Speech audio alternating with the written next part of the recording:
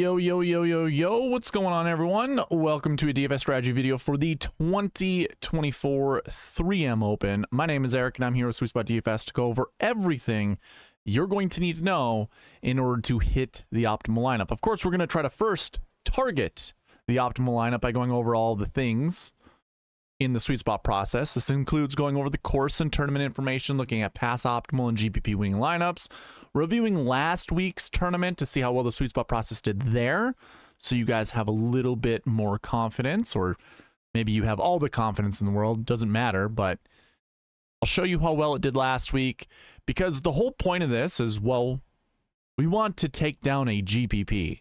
In order to do that, the sure way to do that is to hit the optimal lineup. And of course, if we don't hit the optimal lineup, then hopefully we're aiming small enough to hit the GPP winner.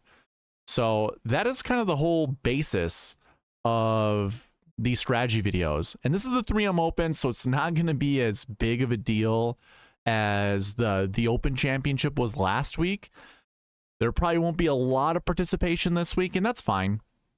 This is the last tournament until the Olympic Games, which will be next week. I will not be streaming next week, so I will be taking the week off, and I think a little bit of that will help with updating the website. I saw there were some updates that were made through a lot of the plugins that I have on there, so I think it's just a great time to take a week off. And I mean, there's not much that I can really talk about for the Olympic Games, and I don't even know what DraftKings is going to do for the Olympics. So, yeah, there'll be a week off, and then it goes into the Wyndham Championship, and then I think they take, gosh, actually, never mind. I was looking at the schedule yesterday, and I couldn't remember what was going on with the PGA Tour, but I do know they will have playoffs. The Wyndham Championship, which will be 3 weeks from now, that will be the last regular season event before they get into the FedEx Cup playoffs. And then playoffs will be, 3 weeks long. And then they get into the fall swing. But of course, they also have the President's Cup that will be playing, which I will most likely also be taking a week off. But I believe there's also another week off in there. Either way, fall season is when I'm really going to be making the updates, the necessary updates for next year on the website. So I'm looking forward to the fall season. And this is a lot of housekeeping items, but I mean, it's a good time to do all the housekeeping items right now. So also, just a reminder, I've been starting to go live Wednesday nights for members only on this YouTube channel, and it's the white tier members or above. So to become a white tier member, you should see like a dollar bill sign somewhere down there. You click on that, or you join now. Go to my channel's page on YouTube. There should be a membership zone that you can go look at, and you can hit join. Be a white tier member. Basically, it's just a hangout session. I'm showing you how I'm going to build my lineups for the week. Everything that I've digested is the right word to use. Basically, every little piece of content that I have listened to, that I have analyzed, all of the lineups that I've built during these Tuesday live streams, and also just tinkering around and trying to figure out what are the best combinations of players to do. I talk about that Wednesday night. So if you want to join in with me, obviously you don't have to, but I like to reward the members who are willing to pay the $4.99 and above to come in, get a little bit more exclusive time with me while I build lineups. And I give you like my 2 cents when it comes to what I am doing for myself, like what I will be investing into DraftKings this week, or for any week. But I'll do that Wednesday night. It's a members only stream. If you haven't seen it show up, it's because you're not a member. You're not a white tier member and above. Another housekeeping item that I just reminded myself, if we can get this video to 25 likes by the end of the stream, I will give out 5 free memberships. I think I can still do that. Let me double check. I don't want to promise something I can't do. If you're not unaware, YouTube allows you to give out 10 free memberships a month. And I'm not sure if I'm at my...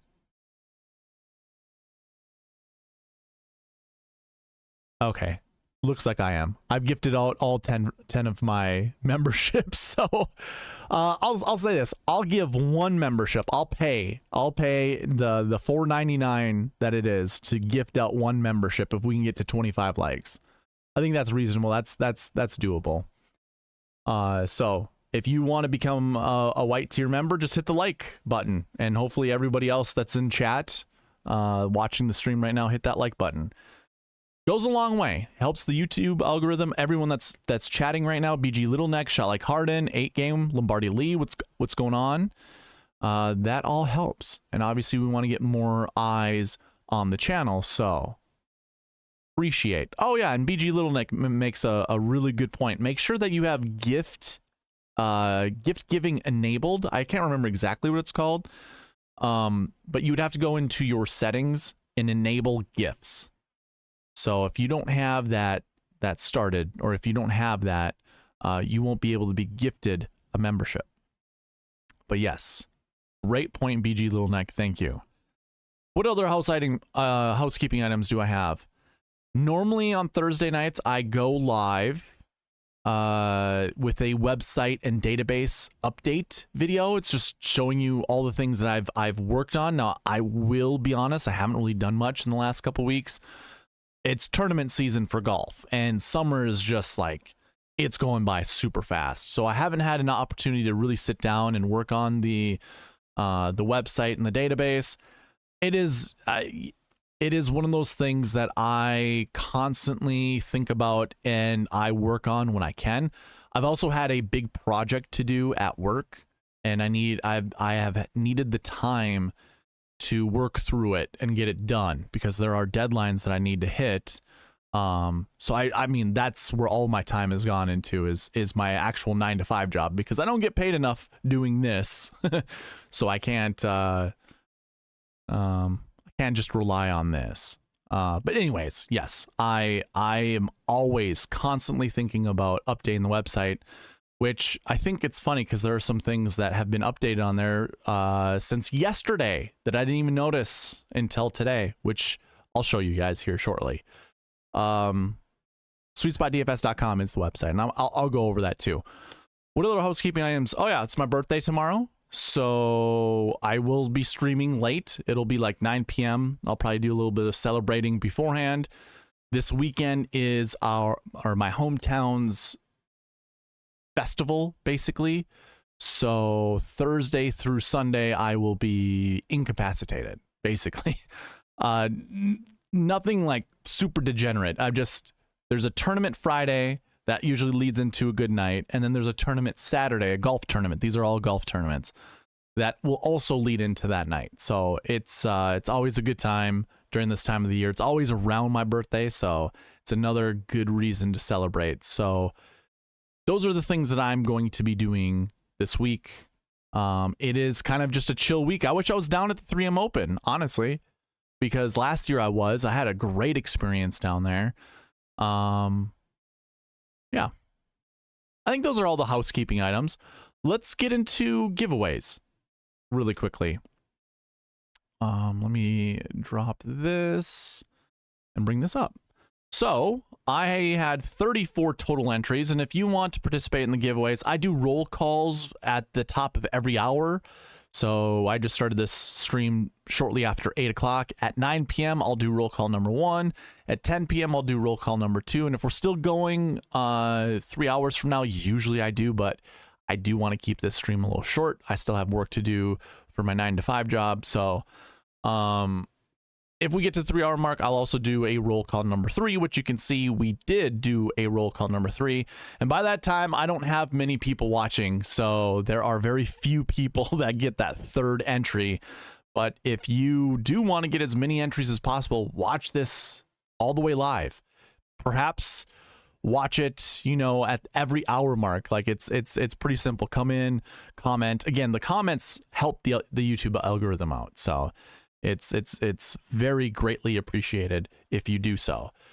But those are how you can do, that's how you can get entries. You can also get entries after this goes live. So I'm live right now, but as soon as I hit end broadcast, it will be published to YouTube and you'll be able to watch it on replay. If you go into that video and scroll down to the comment section and leave a comment there, you'll get an additional entry, just like the fine folks that did here. AJ, Barry, Nathan, Gabe, Joanne, Josh, Rose, and shot like Harden. They all did that, and that's an easy way for you all to get additional entries. Like it's super easy. Just come back. Just come back and comment down below. It's super easy. Super easy.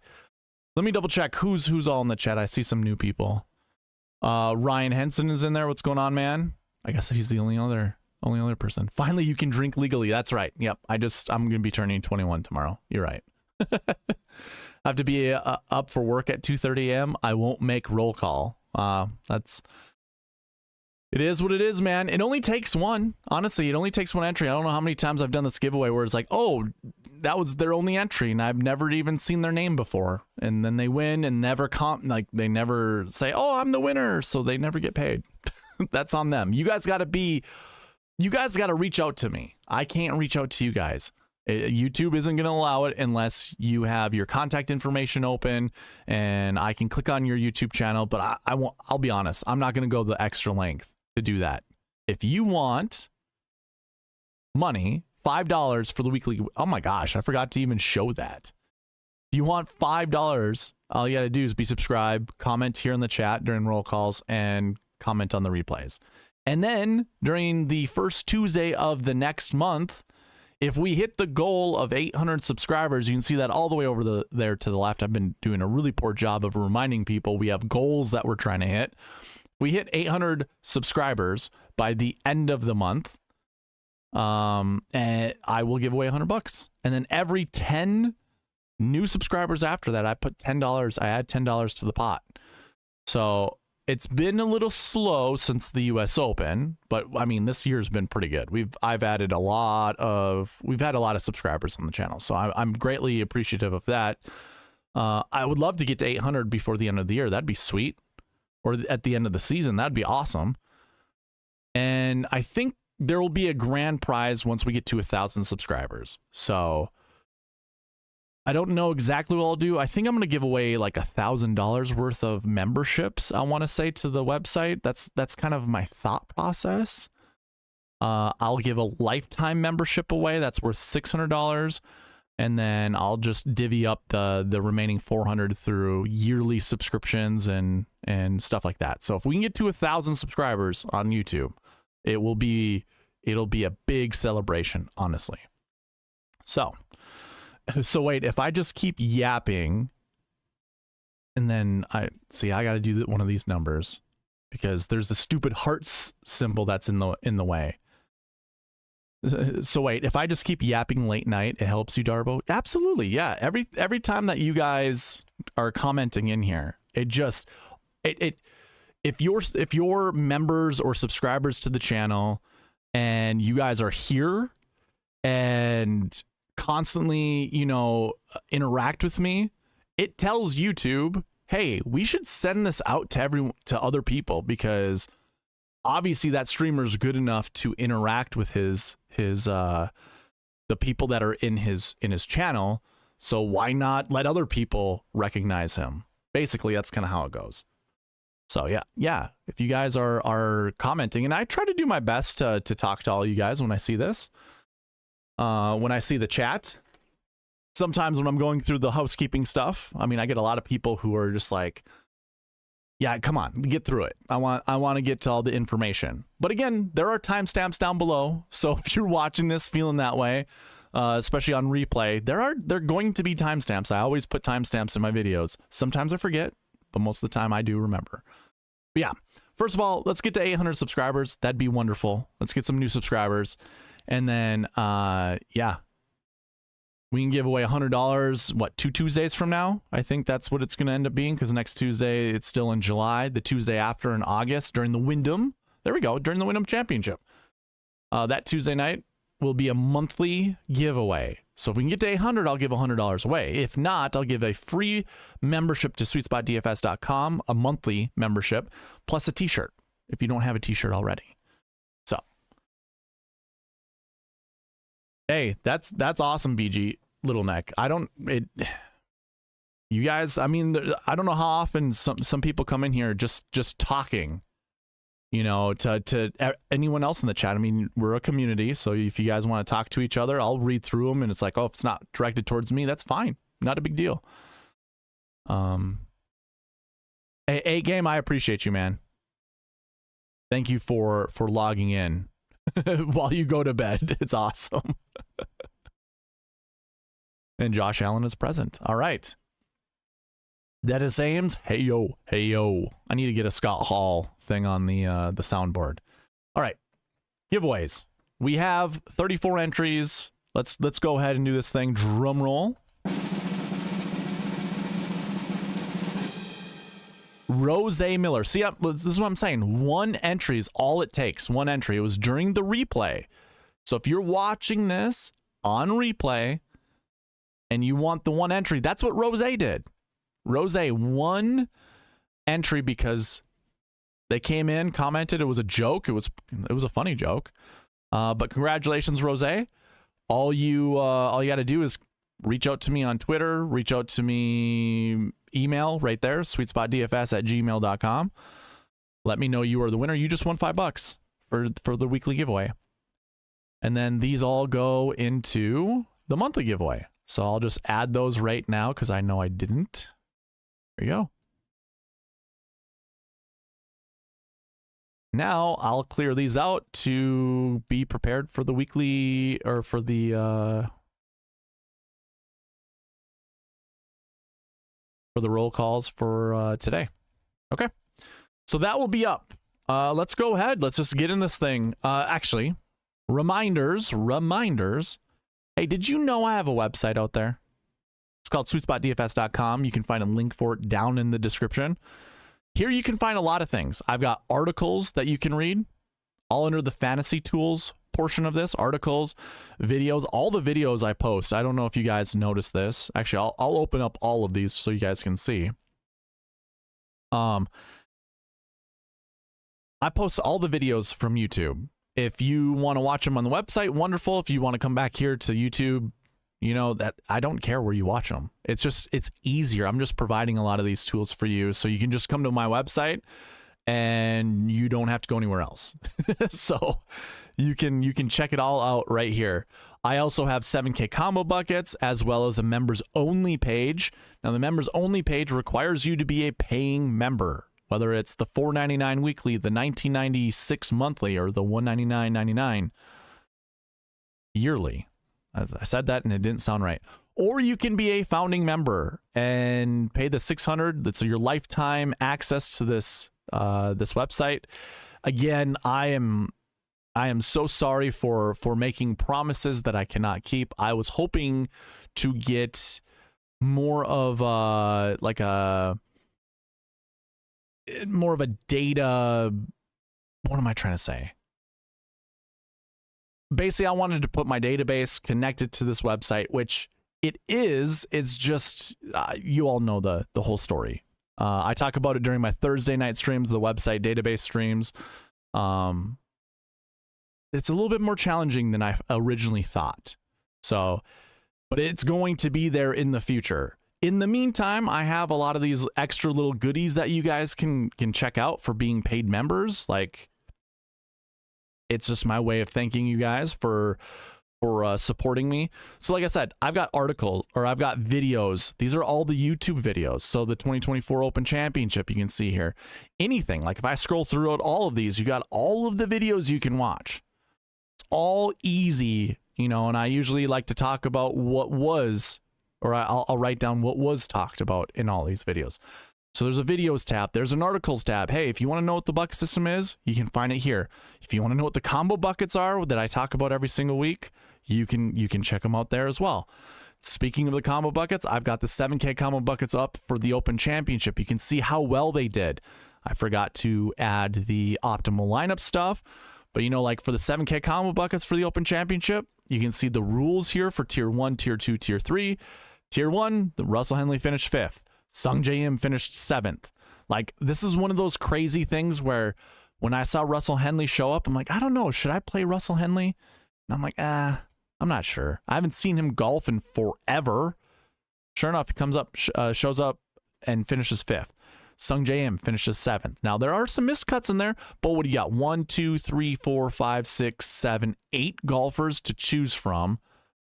You got a 2 in 8 chance, and maybe you want to select 2. Like I said, select 1 to 2 golfers. Dude, you guys, I'm trying to give away as many opportunities for you guys to target the optimal lineup as possible. You certainly could have with the 7K combo buckets. And then 0 to 2 from Tier 2. I already know Billy Horschel was a part of the optimal lineup. He finished 2nd. Then you don't really see anyone else. Like Adam Scott's there. He's finished 10th. You're not going to hit the optimal lineup with any of those other guys.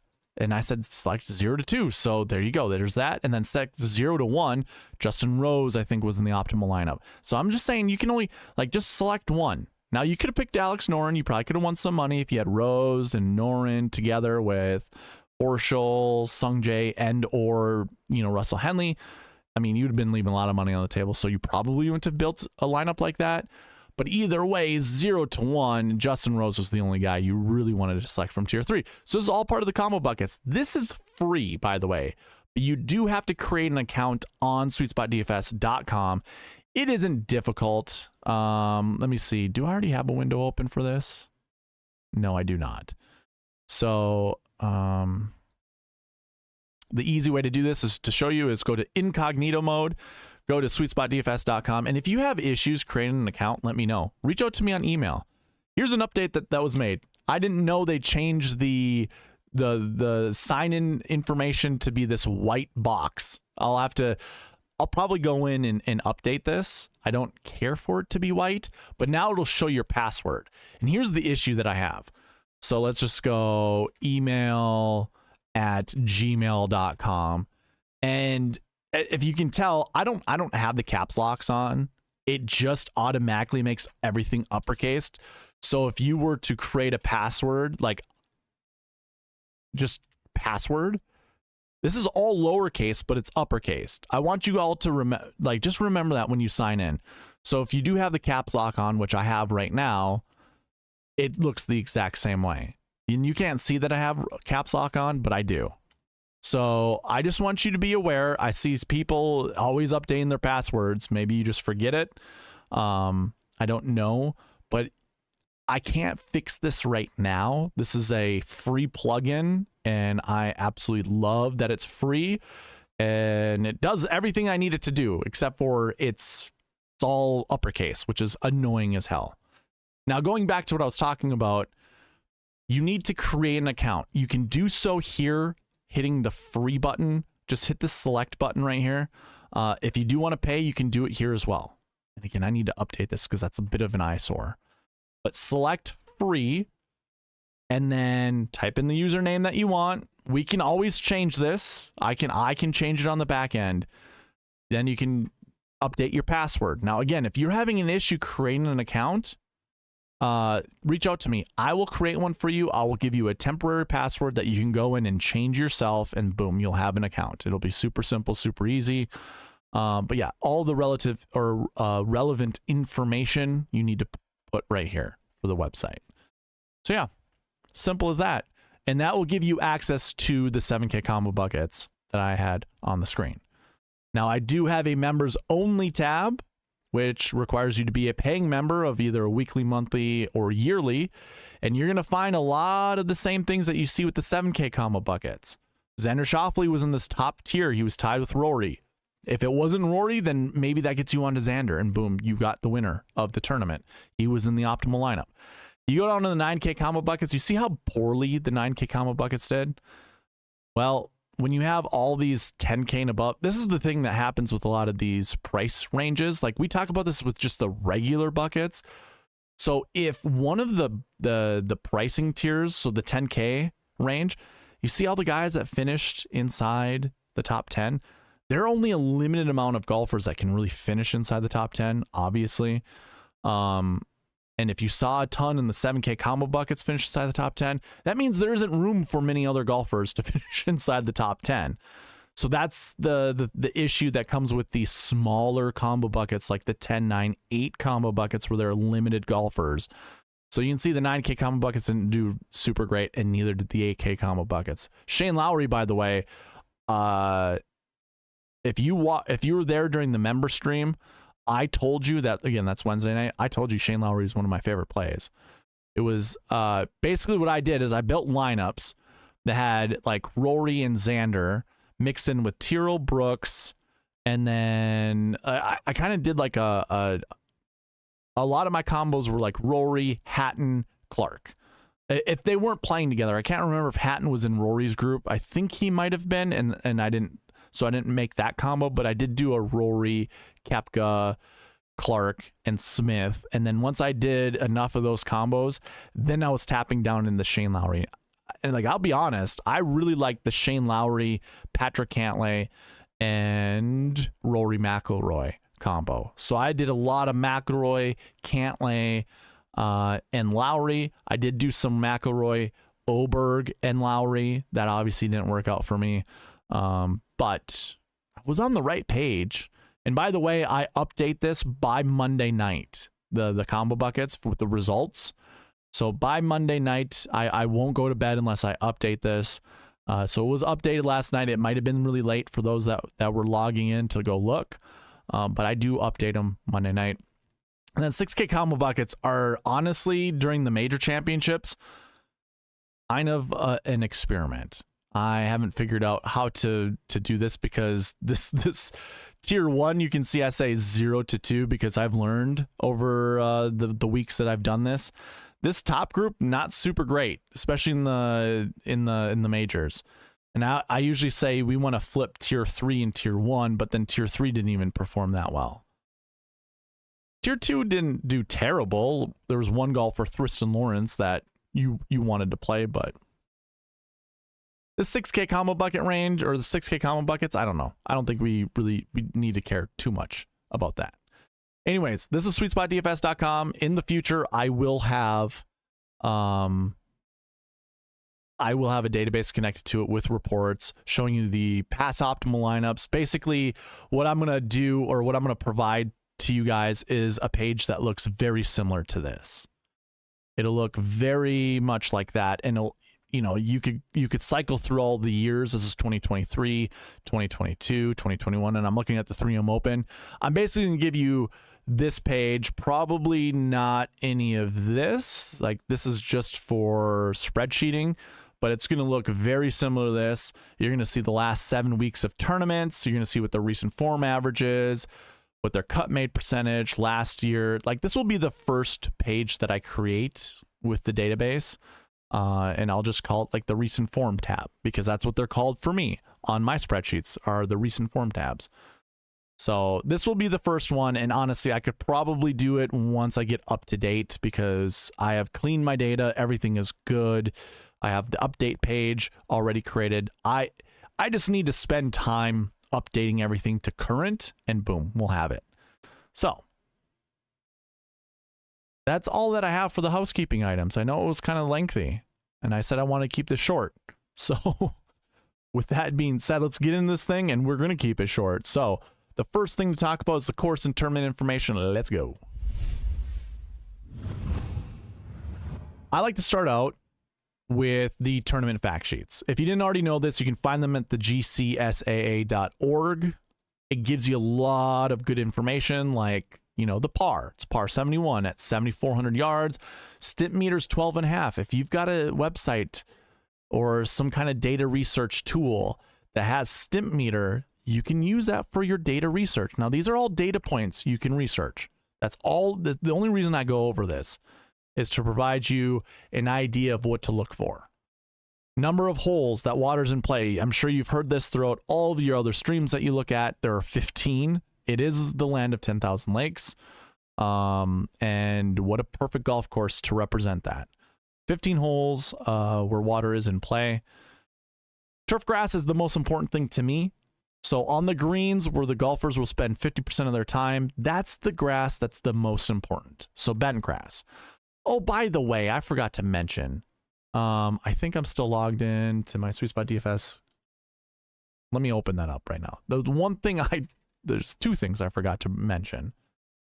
One being, there's a cheat sheet you can access.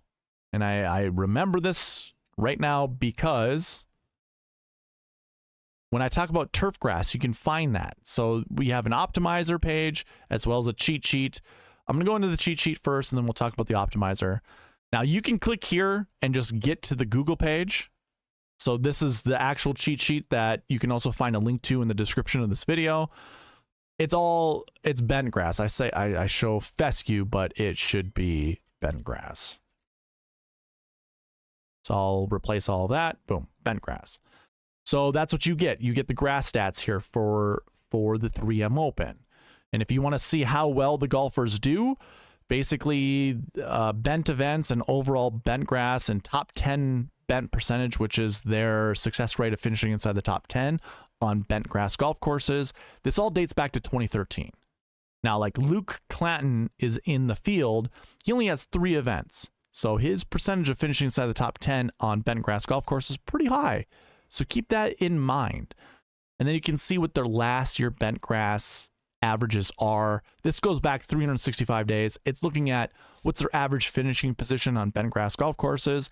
Overall bent is the same thing, but it goes back to 2013. So if they're older golfers, it's going to have way more years, way more tournaments that are included, like Adam Hadwin down here. He has 101 bent grass events. Average finishing positions 44.29. He finished inside the top 10 at an 18% clip. That's how you would read that on the cheat sheet. Again, this is free to all of you guys. You can either go to SweetSpotDFS.com and go under Fantasy Tools cheat sheet. You can find it there, or you can just check the link in the description down below. Doesn't matter. Both of those will get you to the cheat sheet.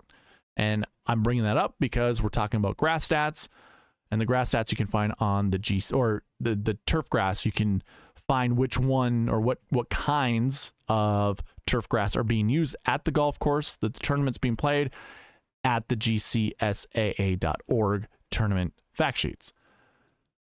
One more thing to mention, because I forgot to do this earlier, the optimizer. Here's the thing. I've had to add some text. I had a person for the Open Championship request the optimizer over and over and over and over and over again, because when they clicked request now, an optimizer didn't just show up. Now, here's the thing. The optimizer is something I need to send you. So if you want the SweetSpot optimizer, I do recommend you coming here, putting in your email address, and requesting it this way. I then manually send it to you from my email address.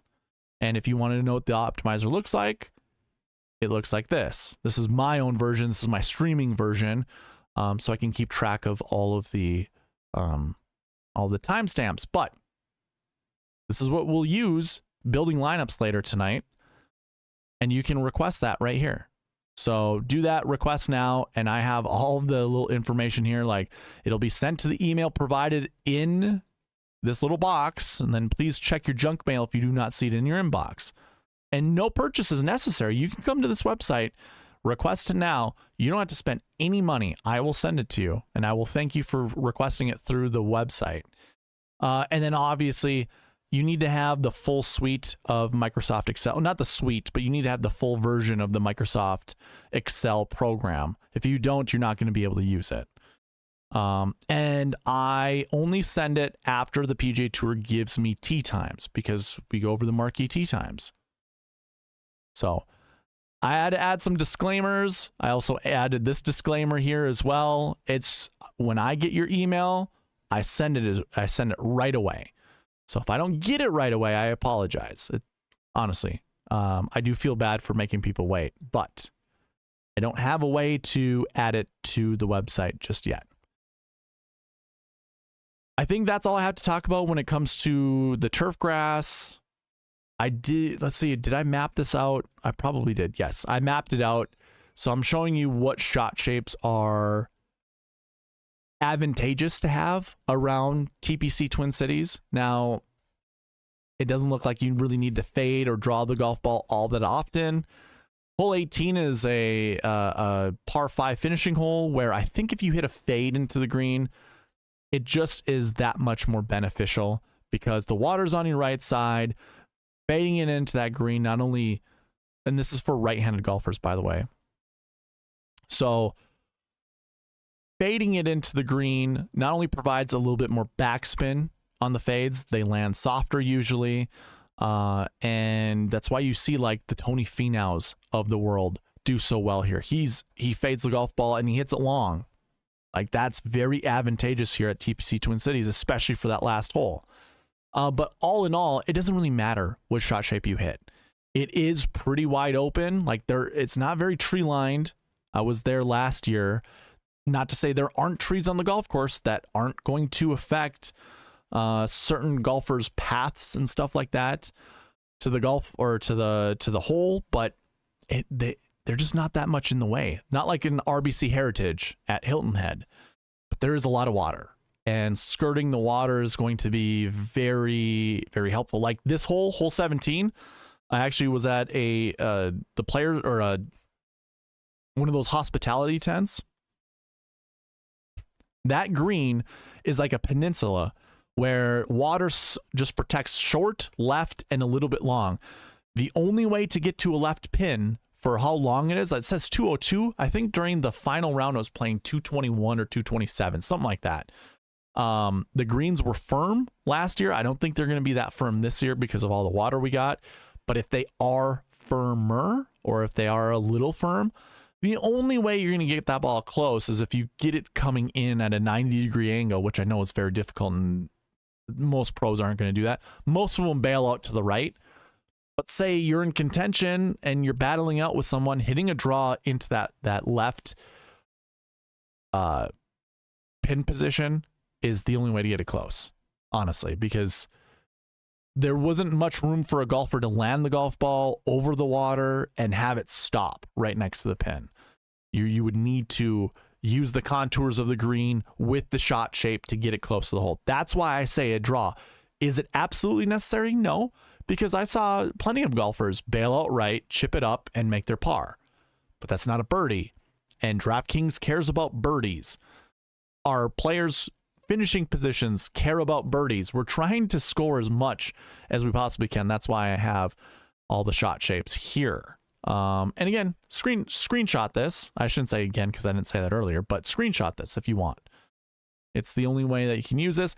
And then on the cheat sheet that I had provided earlier, which I've already closed yet again, you will find some of the golfers' shot shapes there. I haven't updated it completely, but you can find it there as well. What's going on, Josh? I see you in the chat. Okay.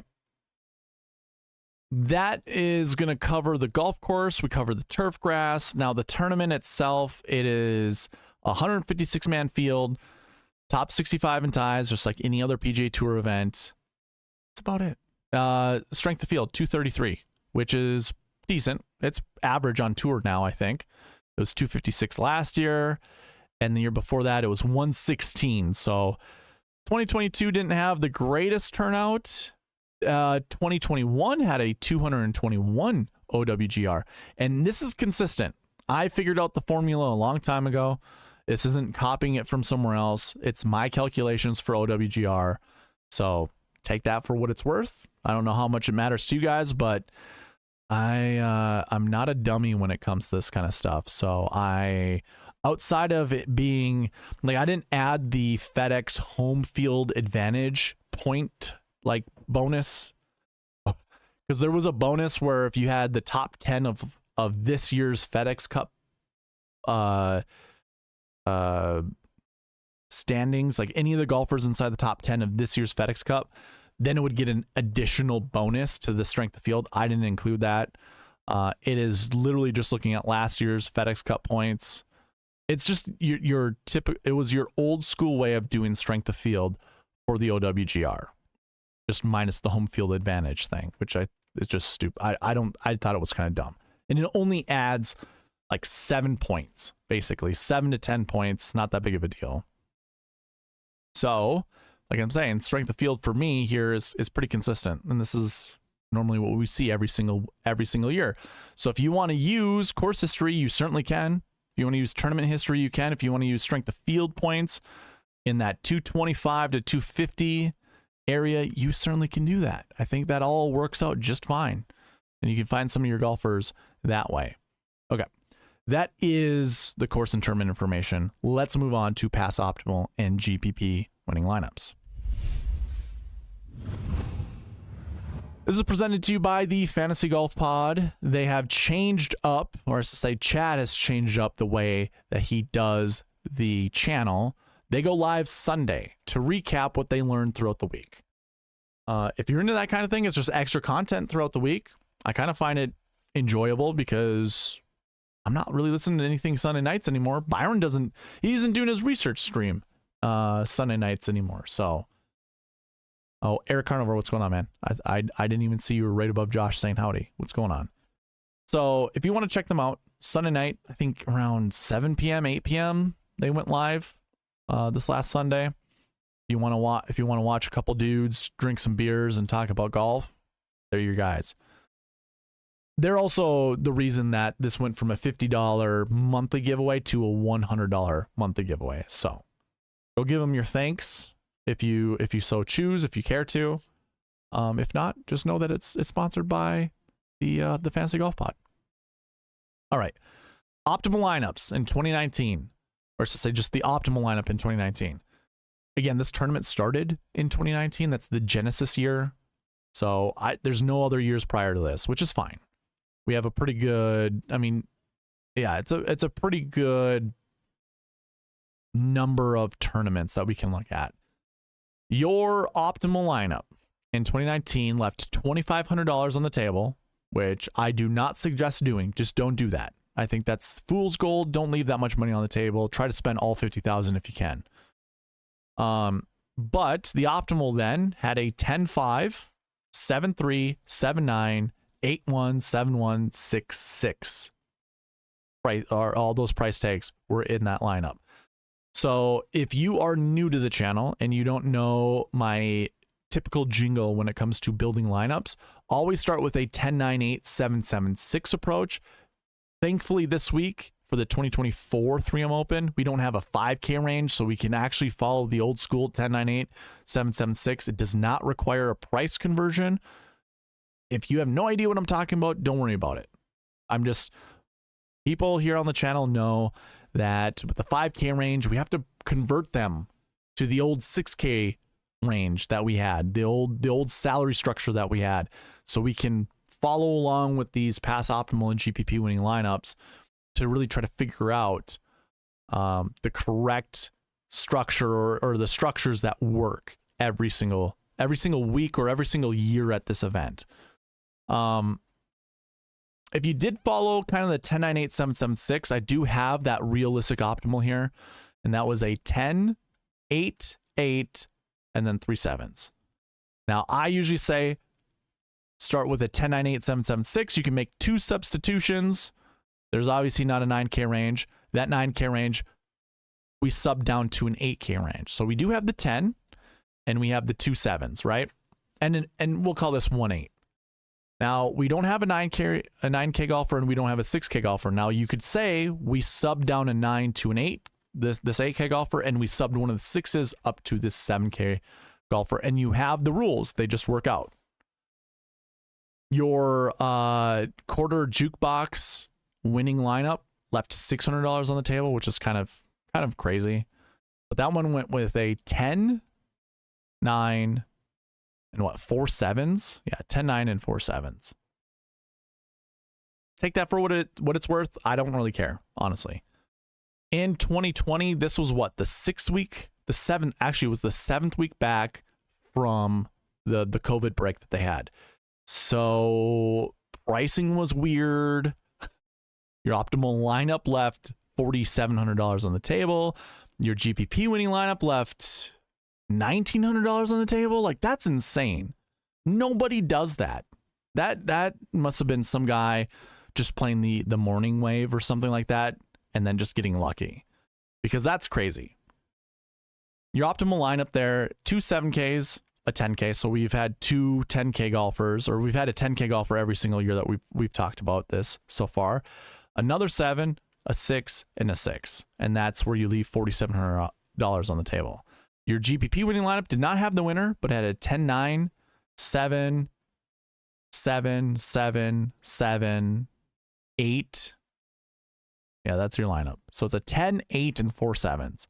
Much like the year before was a 10, 9, and 4 7s, this is a 10, 8, and 4 7s, which is insane. And then a more realistic optimal lineup, since you don't see a lot of expensive golfers here, was a 10, 9, 8, 2 7s, and a 6. You didn't want, if you didn't want to leave that much money on the table, you could actually replace Adam Long here with like Alex Noren, and that's 49.8. So let's see, the GPP winning lineup scored 643.5 that year, and if we were to follow what I have highlighted on the screen right now, I'll actually highlight it a little bit differently for you. You did that, that's 668.5. That beats the $3 GPP that I had entered that year by 25 points. So you could certainly follow the 10, 9, 8, 7, 7, 6 approach there, and you would have done just fine. In 2021, your optimal lineup left $2,900 on the table. Don't do that. That's stupid. The GPP winning lineup left $0 on the table. There you go. You don't have to leave any money on the table if you want to win a GPP. And then the realistic optimal also left $0 on the table. But your optimal was another 10K golfer. So there we go. 3 years in a row, we've had a 10K. I think 3 years in a row, we've had an 8K golfer in there. And then the 7K golfers just reigned supreme. So this was a 10, 8, 7, 7, 6, 6. That's how you get your 47.1 price tag. And again, don't leave that much money on the table. That's crazy. Your GPP winning lineup had a 10. Let's see, do we have the 10? Oh, it's 2 10s. There's a Tony Finau down here. So 2 10K golfers, 2 7s. And make that 3 7s and a 6. So that's a 10, 10, 7, 7. No, let me say that again. 10, 10, 7, 7, 7, 6. So technically you are making your 2 substitutions.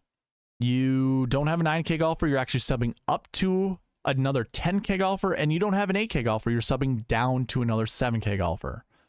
So that's a weird lineup to build, but you certainly could you could have done it there. That's using 2 10K golfers, and the 1 10K, by the way, you know how we always have those conversations? Oh, so this golfer's too expensive. If he doesn't finish inside the top 5, he doesn't finish inside the top 10, he can't pay off his price tag. Yeah, well, when your leaderboard is so volatile, like it probably will be this week at the 3M Open, you certainly can have a Tony Finau at 10-7 who finishes 28th place and probably isn't even like the 28th highest scoring golfer on DraftKings. Let's take a look. Where are we at, Tony? Way down here. Okay, so Tony would have been the 39th highest scoring golfer. So clip this portion of the video. If you ever think about a 10K golfer not being able to pay off their price tag, in 2021 at the 3M Open, your $5 GPP winning lineup had the 39th, had a 10K golfer as the 39th highest scoring golfer and took down the $5 GPP, probably worth $50,000. It's doable, right? Don't shy away from a 10K golfer. And so far, 3 years in a row, we've seen a 10K golfer in the optimal lineup, the perfect lineup, despite it leaving a ton of money on the table. So just be aware, 10K golfers. Do we see one in 2022? Yes, we do. We see 2 of them yet again. Optimal lineup left $900 on the table. Tony Finau, Sung J M, both 10K golfers. And you had a 7, 7, 7, and a 6K golfer. So yet again, 2 10K golfers. And oh, by the way, the GPP winning lineup, the $5 GPP winning lineup, had 2 10K golfers in it once again. 7, 6, 7. Lee Hodges a year early, which is kind of crazy, and another 7K golfer. So that's what? 3 7K golfers, 2 10s, and a 6. So we've already seen that twice for GPP winning lineups at the 3M Open. In 2023, your optimal lineup left $5,200 on the table. Don't do that. That is so stupid. Don't do that. Don't do that. That optimal, though, did not have a 10K golfer. So that's the first time an optimal lineup did not have a 10K golfer, and it was the 6 golfers here up at the top. That is a 7-7-8-6-8-7. 2 8s, 3 7s, and a 6. But oh, Tony Finau is right there. He is 1.5 points away from being in the optimal lineup. So you could have taken down a GPP with him. In fact, that's what the GPP winner did. He had Tony Finau 10-6, 9K Cam Davis. Let's see, what else did he have? $8,400 JT Poston. He had the winner at 73, $7,400 Garrick Higo, and $7,100 Kevin Yu. So that's a 10, 9, 8, and then 3 7s. Yeah, 10, 9, 8, and 3 7s. So, should you or should you not play a 10K golfer? I think the answer is yes. And there are, what, 3 10K golfers this week? So that's the other thing to think about when looking at this year's 10K range. All 3 of them played at the Open Championship. 2 of them missed the cut and 1 finished 31st. Sam Burns was in the last group on Sunday. The last group. That means he grinded out there. He was late to leave the event. I don't know if Sam Burns is the golfer to choose. And oh, by the way, you want to look at the combo buckets for this tournament, for the 10K combo bucket range. Become a white tier member because I'm going to show it on stream. I use those combo buckets on SweetSpotDFS.com. I use them building lineups. You should come check it out because there's some interesting things that because I already have them done. I'll post them to the website after the stream. Some interesting things. I'm foreshadowing a little bit here. There are 3 10Ks. Now, I have this bucket system engine on the back end of this Google Sheets, and I look at salaries. And when we look every single year at this event, we're looking at these salary totals. There are 3 10K golfers this week. Last week or last year at this event, there were 4. The year before that, there was 3, then 4, then 5, then 5. So you know how we're talking about every single year we've seen a 10K golfer in the optimal lineup except for 2023, but yet 2023 had a GPP winner that was in the 10K range. This year could be a bit more challenging because there are less golfers. Now, what we can do is kind of compare our 10K ranges and see what all the golfers did, you know, the week before. So there's 2 tournaments that happened last week. There was the Open Championship and then the Barracuda. So that's why these are purple. And then the week before that, it was the Genesis Scottish Open and the ISCO, which I still have abbreviated as the Barbasol because that's what it was. Okay, let's go back to 2023 and just look at the 10K golfers that were inside the top 10 or close to.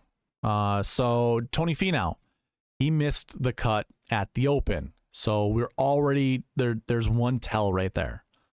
2022, you had Sungjae, you had Tony, and then what did they finish at the Open? Well, they actually played pretty deep into the Open. Sungjae finished 81st place, meaning he played all 4 rounds of golf. 85 indicates a missed cut. So 81, both these golfers played all 4 rounds at the Open Championship. Good to know. I would have imagined one of them were gonna miss the cut. In 2021, Louis Oosthuizen finished 3rd. I don't know where he was on the leaderboard going into Sunday, but finishing 3rd means he grinded it out, right? Tony Finau, by the way, had finished 15th. So now we have 3 separate occasions where Tony Finau was in the GPP winning lineup, playing the Open Championship and having 3 different results. 15th is pretty good. So I don't know exactly where he was, you know, heading into Sunday's round, but we also have Louis Oosthuizen up here that finished 3rd. In 2022, Tony finished 28th. Again, I have no idea where he was heading into Sunday's round, if he was in the last group like we have Sam Burns this week. I'm not sure. And we all know that Tony missed the cut in 2023. In 2020, Tony Finau played the Memorial. Now, that's not the Open Championship. Obviously, they had a schedule change, so I don't know what to make of that. I don't think it really matters. I'm not even sure we should be looking at 2020 or 2019, but just going to show you it anyways. I like giving you as much information as possible. In 2019, we had Bryson and Hideki. And I'll just highlight Patrick Reed also. They all played the week before, except for Bryson. Never mind, Bryson did not. So there was a 13th place finish for Matsuyama, 5th place finish for Patrick Reed, and then did not play for Bryson. Those 2 years, though, 2019, 2020, probably don't need to look at that. 2021 is when the Open preceded this event. That's when the schedule change and the 3M just followed the Open Championship. So that's probably what we want to look at, and it doesn't even look like it matters all that much as to what the finishing position needs to be at the Open to feel comfortable for these golfers to play well at the 3M Open. It's just a hodgepodge of different results, honestly. I mean, Emiliano Grillo, $9,700, had finished 6th at the Open. So he's another high-priced guy who played all 4 rounds at the Open Championship and still finished pretty well. So yeah, I think 10K range doesn't really matter which one you want to choose. I think you can feel comfortable playing any of them. Theegala might actually be a little bit more burnt out because he played the Genesis Scottish Open. Who knows when he actually went overseas and how quickly he became acclimated and how quickly he can become acclimated coming back to the States. Who knows? Don't know. I've never golfed under those conditions, so I couldn't tell you. But that wraps up the Pass Optimal and GPP winning lineups. I think fire away with the 10K range and probably just fire away with Tony Finau. He seems to love this golf course. I don't see a reason to really care, or I don't really see a reason to avoid playing Tony Finau this week. I don't have a segue to get into the review of the Open Championship, but let's go ahead and just do that. We're going to review how well the Open Championship did. We just start here, right at the bucket system page, because this is what we're going to be going over for the 3M Open. So what I want you guys to focus on are these 2 columns here, the minimum projection in column H, the maximum projection, column G. Now, how you read this for minimum maximum, if we look at this first bucket, which is under the last year stat category, last year ones, the minimum projection, 1.7. We always round down with the minimum projection. So this 1.7 becomes 1. 2.83, we round up, or we round up the maximum projection. So 2.83 becomes 3. So this bucket is 1 to 3. That is the projection. And during the Open Championship, 4 golfers finished inside the top 10. That's the first thing I look at. If this number here falls outside of this range, then I want to look at the optimal lineup. How many golfers were in the optimal lineup from this bucket? And if this number falls within this range, 1 to 3, it is then a success. So as we look at all these buckets, you can see there's 1 no here, 1 no here. Darn it, I screwed it up. 1 no here. And then 2 no's down here. Now, if we look at these, this projection here is a 0 out of 3. And I only know that, and I know that looks weird because it's 1.29 to 2.15. But if I look at this max projection for my conservative numbers, it's 1.98. And if this number is less than 2, then I automatically make the minimum a 0. But we had 4 inside the top 10. And then we had 4 in the optimal lineup. And now those were missed cuts from the Open Championship the year before. So I keep track of your top 10s, your optimal lineups, but I also keep track of the SweetSpot Optimal, which obviously follows the SweetSpot process 100% to the core. And then we obviously review to see if the SweetSpot Optimal could take down a GPP. And if it does, we deem the SweetSpot process successful. For last week 5s, which were missed cuts at the Genesis Scottish Open, I was projecting 0 to 2. If this number isn't greater than 2, this will always be a 0 for the minimum. We had 3 in the top 10, 3 in the optimal lineup, 2 in the SweetSpot Optimal. So yeah, that one did fail. When we look at the salary buckets, make them at however you want to. I don't... With the 5K range, it makes things a little bit trickier because you had 3 10K golfers inside the top 10. One was in the optimal and 2 were in the sweet spot optimal. When you have that many 10K golfers inside the top 10, it makes it difficult for any of these other buckets. But because the 9 and an 8K bucket didn't do so great, and neither did the 7K bucket, I mean, zero golfers from the 7K bucket finished inside the top 10. I need to look at something really quick. Did we update the pricing? I hope I did. So with the price conversion, I have to update the buckets here. Yeah, I did. So we had zero 7K golfers inside the top 10. That's crazy. There were 41 golfers in that bucket and 0 finished inside the top 10. That rarely happens. You've had 1 top 10 every single year, 1 optimal lineup every single year, or 1 in the optimal lineup every single year. So that was crazy. I wonder why I have 0 for the sweet spot optimal. Something must have changed my mind. Wonder what it was. Why I wouldn't have had 0. Because I didn't have it in my optimizer. I know that for sure. I changed it. I have to go watch my videos to see why I changed that to a 0. I don't know. I have no idea. I'm not trying to blow smoke. I don't remember why I didn't have at least 1 in there. And then I switched this to a 3. Oh boy. Let's double check something really quick. I'm going to open up the optimizer from last week. We'll check it out on the stream together. I'm not lying to you guys, and I'm not trying to hold anything back from you. So let's see. This is the Open Championship. No, it's not. Oh, whoa. Sorry. Here we go. It was over on the other screen. The Open Championship. And I had 0 out of 3. 0 out of 3 for the 6K range also.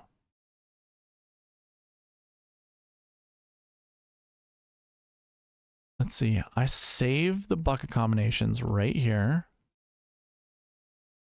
Did I have 1 in there before? So part of the buckets also are looking at the golfers in each of those buckets and just doing the eyeball test. Like, are there good enough golfers to make sure that you do want 1 golfer from? So I imagine that's why I changed it. Like JT would have been in the 7K.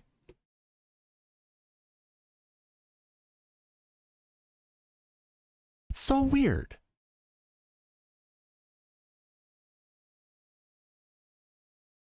Let me double check something. Justin Thomas, where are you at? JT.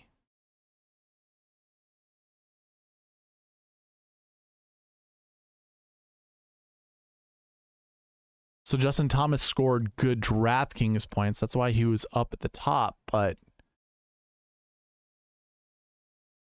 Sungjae would have been a 7K golfer. I don't understand why it's not showing him as a 7K golfer. That's a 6,900, but that's a 7K golfer.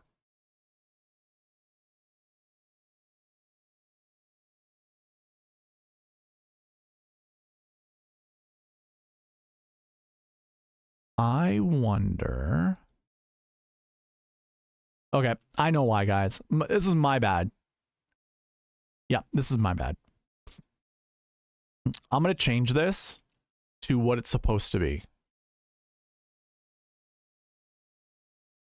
I needed to change all of the numbers when it comes to, like, when you, I forgot to update the price conversion for reviewing the optimal.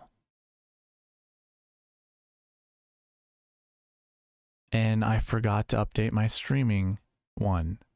It's so crazy. It's not exactly what it's supposed to be. Okay. So I apologize for this. Let's see, it's 10-4, then it's 9 to 10-4, and it's 77 to 9. Let's just remember that. So it's 9 to 10-4. And then it's 77, greater than 77 to 9. And then what else do we have?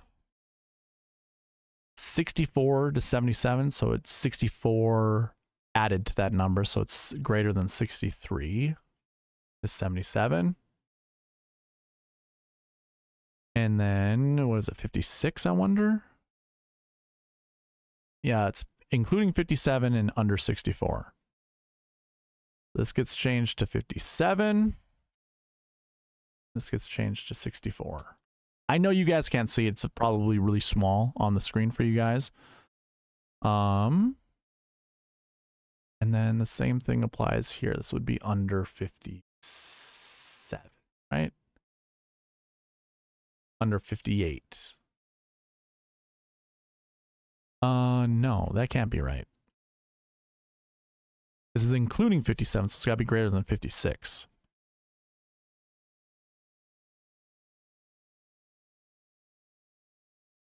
There you go. And then I also have to do it for the optimal lineup. So I apologize about this, but I want this to be as accurate as possible.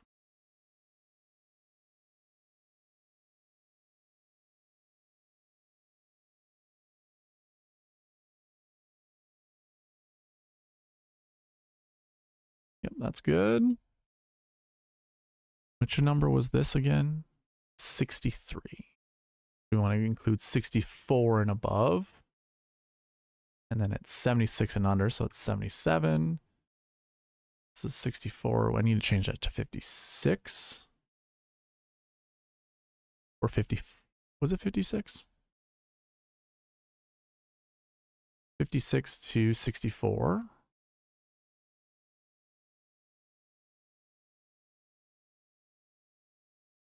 And that's right, 57. This needs to be 57. There we go. There. Now that that's been updated, now it's only 2 buckets that failed. And yeah, and that's my bad. I should have had this updated before you guys saw it. But again, transparency is everything to me, and I want to provide you guys all with transparency. So now that I've updated it to what it's supposed to be, because these are the ranges that I need to be looking at because of the price conversion. I just didn't do it, or I hadn't updated it. So those buckets are successful. That's all it takes, is just taking a look. All right. So that's looking at the bucket system. The next piece is to look at the Marquee Tee Times, which I could actually just go and look at the optimal versus GPP versus SweetSpot optimal.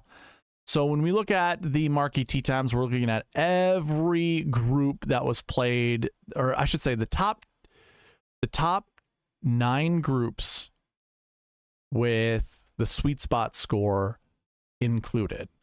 When we look at the Marquee Tee Times, I'm looking at the top 9 groups according to my SweetSpot score for the groups that are paired up together. So every pairing has 3 golfers in a group. So the first group that I had, like the best SweetSpot score total, was Bryson, DeChambeau, Ludwig Åberg, and Tom Kim. Then it went Scotty, Spieth, Cam Young, and so on and so on. Now the rule here is, because we're going to be talking about this in the 3M Open, you want to select 2 to 4 golfers from the Marquee Tee Times, and you do not want to pair them up together. You don't want to pair them up together. Because more than 95% of the time, we have seen this happen. You want to select somewhere between 2 to 4 golfers from the Marquee Tee Times, and they don't play together. This week, or during the Open Championship, you had Scotty Scheffler, who was in the GPP wing lineup, as well as the SweetSpot Optimal, and same with Russell Henley. He was also in the SweetSpot Optimal, as well as the GPP. But only Russell Henley in the Marquee Tee Times was in the optimal lineup. Now, here's the thing. Scotty Scheffler wasn't so bad when it comes down to it. Xander and Shane Lowry. So Shane Lowry was he was in the 10th group, and Xander was in the 11th group. And the only reason Xander's group was so bad is because Tiger Woods was in it. I repeat, the only reason Xander's group was so bad was because Tiger Woods was in it. It's weird to say that, but that's the truth. And same kind of goes with Shane Lowry. The only reason his group was so bad is because Cam Smith is on the Live Tour, and my model does not like Live Tour golfers. So if my model would have you know, gave a boost to Cam Smith, I imagine his group would have, like, that group would have been inside the Marquee Tee Times. That would have been group 9 or group 8. And if Xander and Cantlay weren't playing with Tiger Woods, that was my 3rd best golfer and 9th best golfer paired up with Tiger, who's my 119th best golfer when it comes to my model. Just those two alone, 3rd and 9th. I don't even know if there's a shorter combination. I suppose 4 and 9 was a smaller combination, but that's it. Those are the only that's the only group that had a smaller combination of 2 golfers. 3 and 9 beats out everyone else. Oh, no, never mind. 1 and 10, it does not beat out 1 and 10. Technically, that equals 11. Cantlay and Xander equal 12. But outside of that, then no. They would have been one of the better groups if they didn't have Tiger Woods in it. Either way, Sweet Spot Optimal and the GPP winning lineup had 2 golfers in the Marquee Tee Times. And talking about those lineups, your optimal left $4,800 on the table. I'm just going to tell you the golfers. It's Xander, Horschel, Rose, Thriston Lawrence, Russell Henley, and Shane Lowry. Don't care too much about that. Leaving $4,800 on the table, that's ridiculous. Your Millie Maker winning lineup scored 475.5. It scored it used up all 50,000 of the salary. 475.5 compared to the optimal, which was 516. So that's about 40-point difference. That had Xander at 11, Horschel at 6, Henley at 6, Sungjae at 6, Scheffler at 12, and Shubhankar Sharma at 5-9. I think it was Ryan Henson who is in the chat. I think he wanted Shubhankar Sharma in his lineups last week, and I kind of scoffed at it, being like, yeah, Shubhankar Sharma, why would you want to play that guy? Well, he was in the GPP winning lineup, so there you go, Ryan. You got one on me.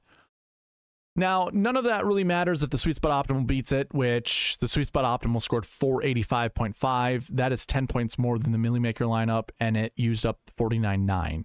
That included the golfers here in green. That's Xander, BillyHo, Justin Rose, Russell Henley. So those 3 6K golfers. I believe one of them is actually technically a 6K golfer. The other 2 are 7Ks. Like Rose and Henley would be considered 7K, going with Darrel Mooney, it was you. Sorry, man. Sorry. I misremembered. But when it comes to the 6 and 7K ranges with the pricing conversion, BillyHo would have been a 6K golfer. Rose and Henley were 7K golfers. And then you had Scheffler, who was a 12, he's a 10K golfer, obviously, and Matthew Jordan, who was a 6K golfer. Again, when it comes to the price conversion, basically how this would read would be a 10-10, because it's 2 10s, 0 9K golfers, 0 8K golfers, 2 7s, and 2 6s. And that still was your Sweet Spot Optimal based off of the projections and everything like that. So, Sweet Spot process last week could have got you $1 million, a cool $1 million. That was a review of the Open Championship. I did record stats for the Barracuda, but that was a Stableford event, and honestly, I didn't put together a cheat sheet for it. They came out late with salaries. They came out late with everything else when it came to that tournament, so I wasn't necessarily prepared. I did copy down a DraftKings input sheet, and you know, it's just good enough to record the data. So I'll have that in the database in the future, but I don't have anything to review for that tournament. We can just move on to the bucket system for the 3M Open and really get in the strategy portion of this video.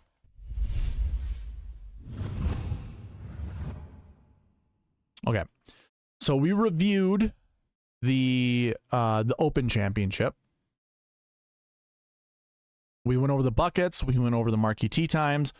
We went over everything for the Sweet Spot process in the Open Championship. Here we are with the 3M Open, and we're going to look at the same things. You can follow along with me on the cheat sheet, by the way. There's a link for it in the description down below. You can also find the cheat sheet at SweetSpotDFS.com under Fantasy Tools. You just click Fantasy Tools. You'll see the cheat sheet there. You can follow along with me. I'm just going to show you how to read this. I'm not going to go over every single one of the buckets. That is like the buckets are included in the optimizer. have all of the projections ready to go for the optimizer for the 3M Open. We're going to be building lineups with this pretty quickly here. And if you want access to this, again, go to SweetSpotDFS.com, request the optimizer through that. Again, it has all of the bucket projections. But how you would read this, once again, I did talk about this at the Open Championship, a review for that. For each of these buckets, by the way, I just noticed that I need to do a roll call. How about this? Let's roll call quickly and then get back to the bucket system, which actually gives me pause because I didn't save any of the timestamps like I think I'm going to. I always forget. Let's do a roll call. I want you guys to put in optimal lineup.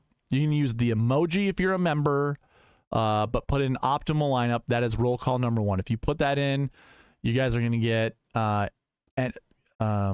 credit for roll call number 1. So just put in optimal lineup.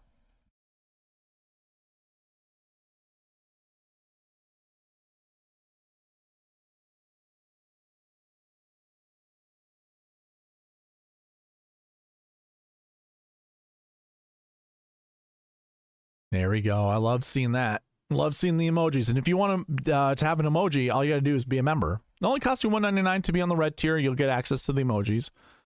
Or you can become a white tier or greater and check me out Wednesday nights with the member only tab or the member only. I can't think of the word. What's it called? Live streams. The member only live streams. Wow. We're doing a live stream right now. I couldn't even think of that name.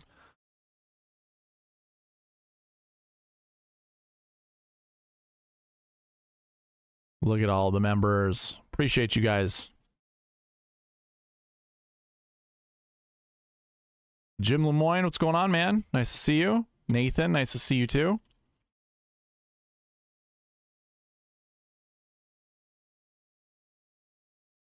Ryan Henson. Josh Allen, you have access to the emoji. You didn't want to use it? Philip Hall, what's going on, man? Nice to see you. 1L in Philip.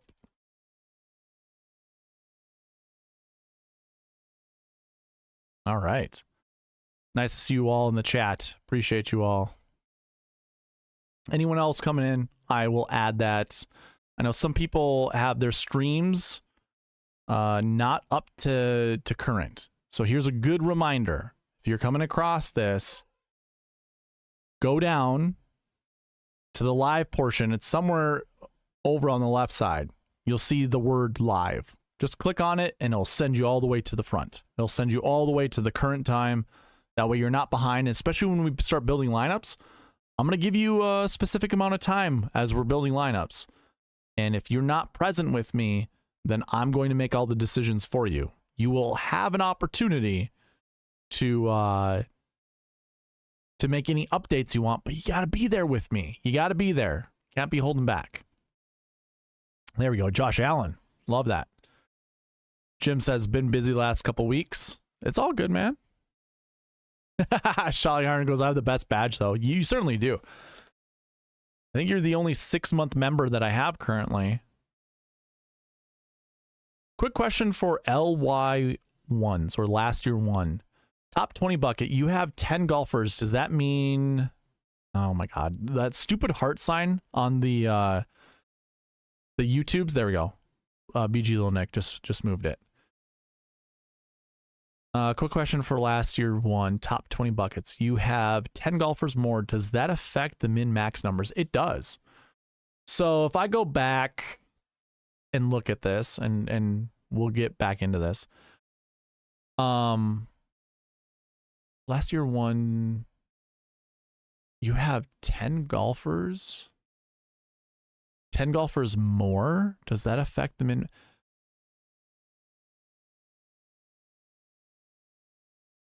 So I'm showing 23. Let's double check that. Is it not 23?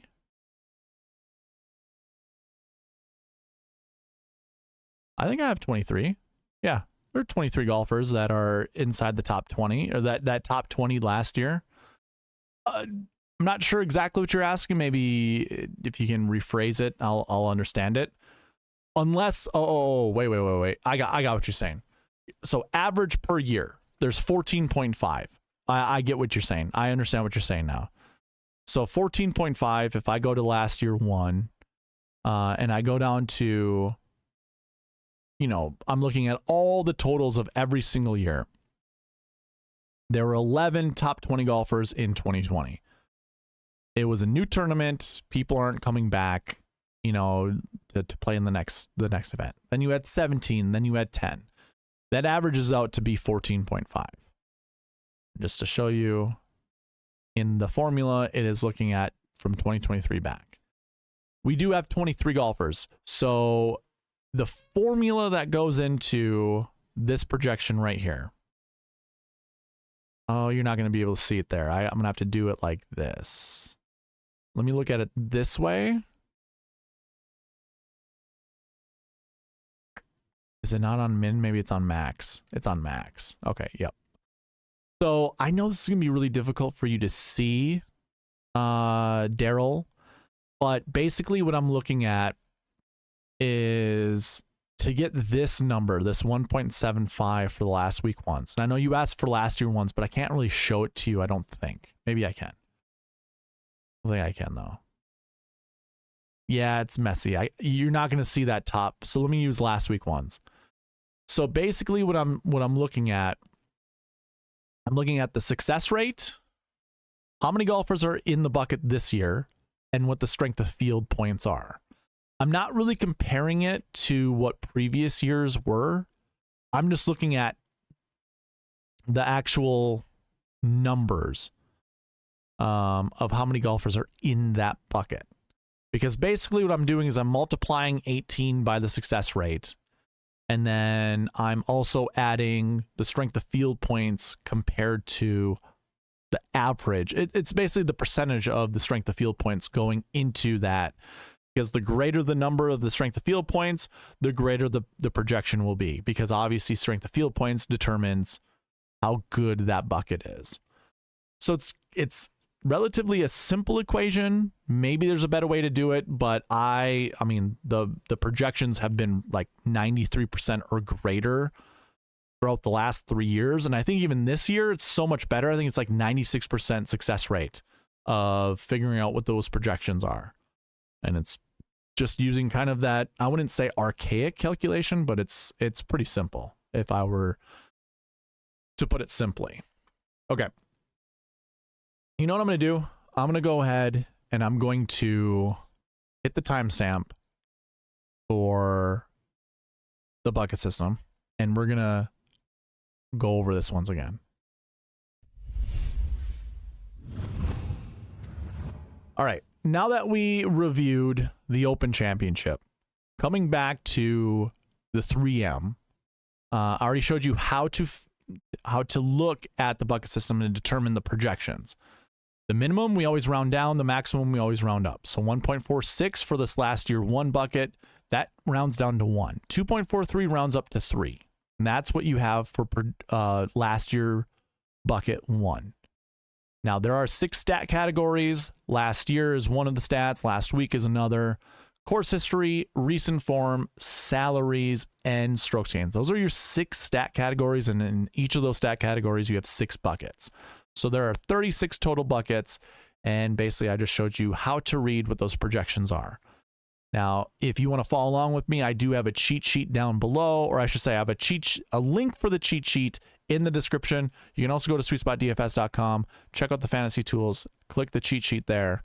But basically, the best way to approach this, in my opinion, is put a filter on the bucket system, go to max projection, filter by condition, and go greater than or equal to 2 in the little conditions. And technically, these are all of your anchor buckets. Now, anchor buckets to mean you want at least one golfer from those buckets, from any one of these buckets in your lineups. Now, I will say this. I included this little column in the cheat sheet for you guys. Anytime you see anything less than 2, exclude it out. Like, just exclude it.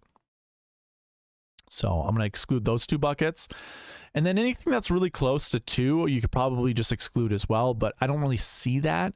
So technically, these are your anchor buckets. Now, to make things even easier for you, I would just filter out on how many golfers are in that bucket this year. You can find that under bucket totals this year.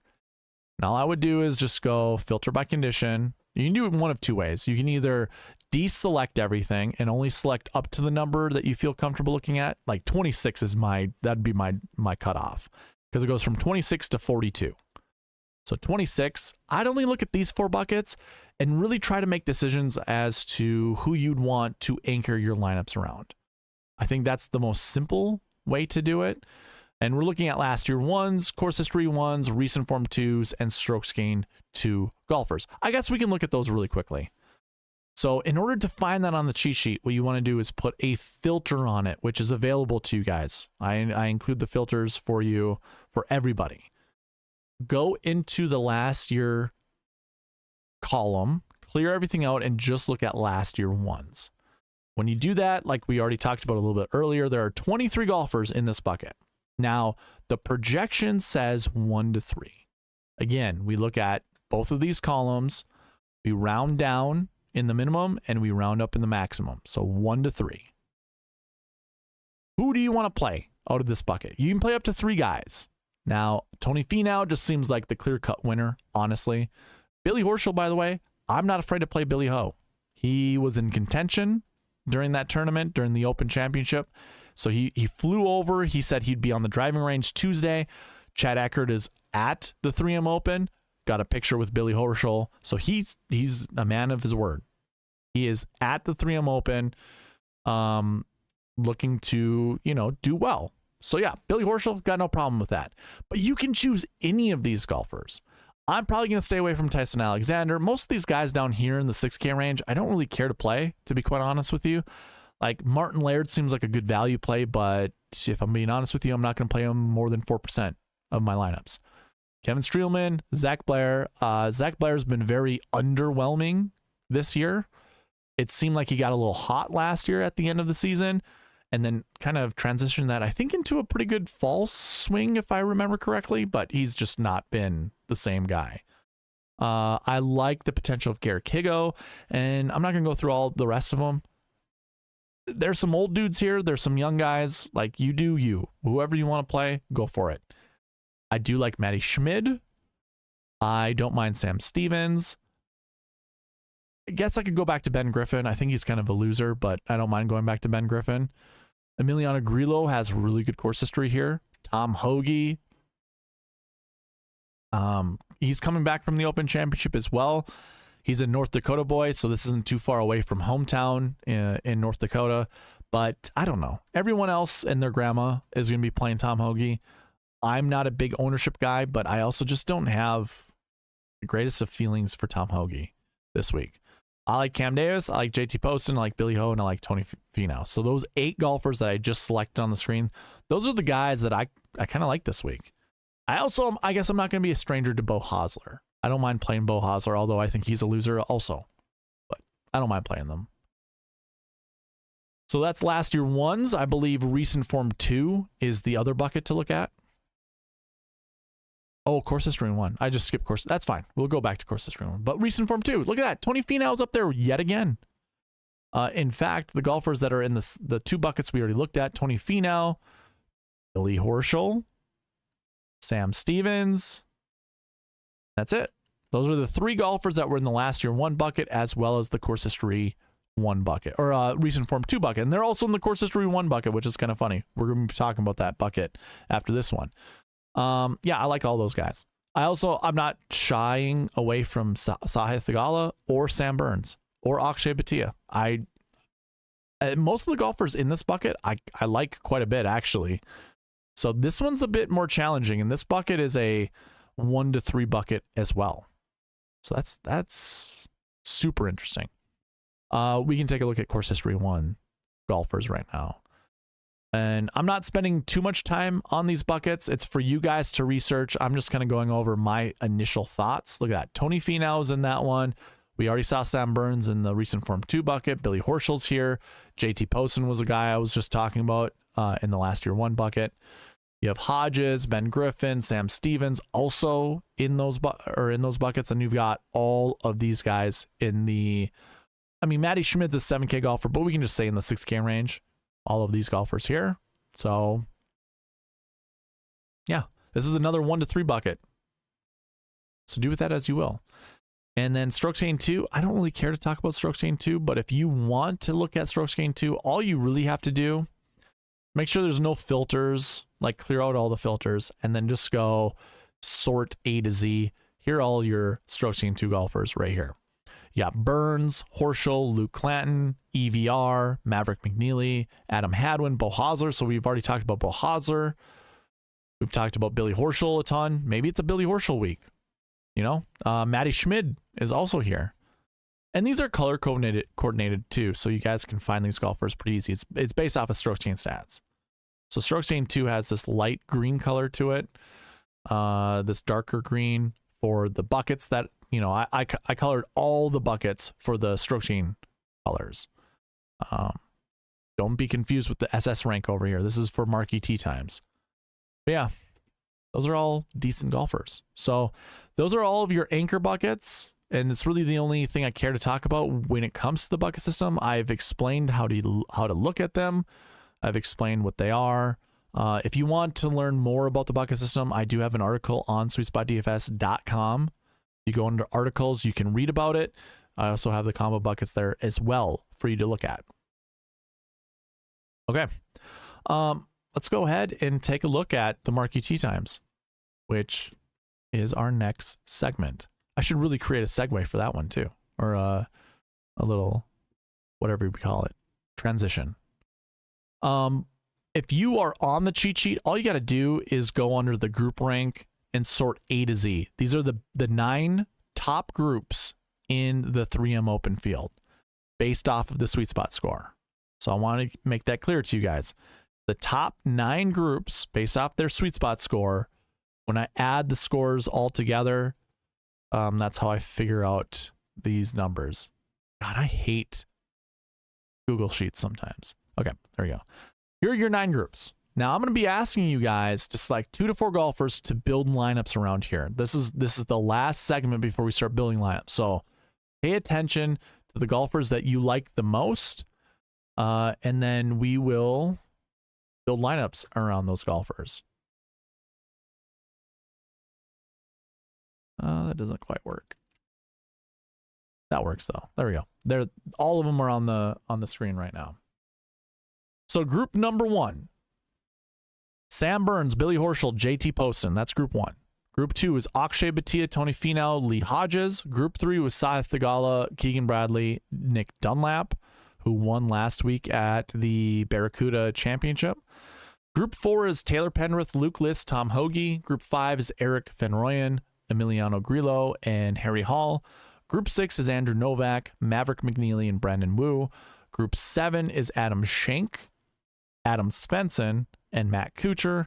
Group 8 is Jake Knapp, Austin Eckroat, Davis Riley. And then Group 9 is Joel Damon, Martin Laird, and Justin Lauer. So the rule here is you select 2 to 4 golfers to build lineups around, and you don't pair any of the guys up together. Now, I don't have to ask chat. I've asked chat in the last 2 weeks, how often does this succeed? And the consensus is about 93, 95%. So there's no reason to fight those statistics. And I imagine we're going to see the exact same thing this week. You still want to select somewhere between 2 to 4 golfers to build your lineups around from the Marquee Tee Times, and you don't want to pair them up together. So just to be very clear about that, in case you guys are kind of like, I don't understand. If you're new and you don't understand, I'm no issues here. Thank you for coming to the channel. But what I would do is find the favorite golfer that I want to play. So if that's Tony Finau this week, I'll just highlight Tony Finau right here. So if it's Tony Finau that I want to play, which I can't. I guess I can't highlight him. Whatever. Hopefully you guys can see this. But Tony Finau. If it's him that I want to play, I can't play him with Akshay, Bhatia, or Lee Hodges because they're in the same group together. Now, I wasn't planning on playing Lee Hodges at all this year or even this week. Don't care. He's not a guy that strikes confidence in me. But Akshay Bhatia is a golfer I don't mind playing. And I think this is a golf course that he can do pretty well at. But if Tony Finau was my favorite golfer, I would not pair him up with Akshay or Lee Hodges. Instead, what I could do is pair up Tony Finau with, say, Keegan Bradley and maybe Billy Horschel. Maybe I do a 10-9-9 start. Could do something like that, or just skip that and come down here to any of the golfers down here. I don't know. Maybe I pair him up with EVR, who went to the University of Minnesota. I don't think that means he's played this golf course all that often outside of playing the 3M Open, but he might have, you know, a family that's like a, what do you call them? When you're a foreign exchange student, you come over to a different country, stay at a person's house. I forget what that family is called, but I think he's got one of those here in Minnesota. Maybe he's staying with them. Maybe he's got good memories. I mean, his course history hasn't shown that he plays all that well. I mean, his course history is awful. 76 is his average finishing position. So don't get too carried away with what I just said. Tom Hoagie, maybe it's a Tom Hoagie thing. Maybe we go 10-8 Tom Hoagie, then we go Tony Finau. Let's see, Tony Finau, Tom Hoagie, and then mix him in with Keegan Bradley. So I got a 10-5, a 9K, and an 8-8. That would work out just fine. look at you guys already putting lineups, or host family. Thank you, Jim. Look at you guys putting lineups in there already. I didn't ask for it yet. Sheesh. I have a system to this, guys. Come on. I'm giving you guys crap. But yeah, that's how we're gonna do this. So I see lineups already in there. Why don't you go ahead and just give me your combination of golfers you want to build lineups around, and I'll start recording them, and then we'll build some lineups and put on some music. Of course. I heard someone talk about there was it sounds like an oasis. I imagine you're talking about like being in a desert. Who was that? Was that bgLittleNeck? Yeah, there it is. Music is an oasis in the desert right now, meaning there's nothing. Music's on right now, though.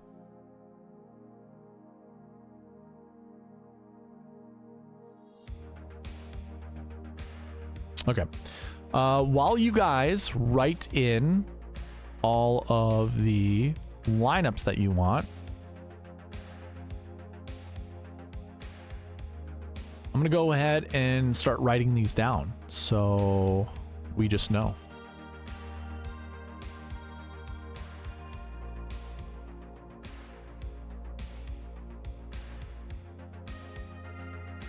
Actually, that's not how I want to do it. I want this and that.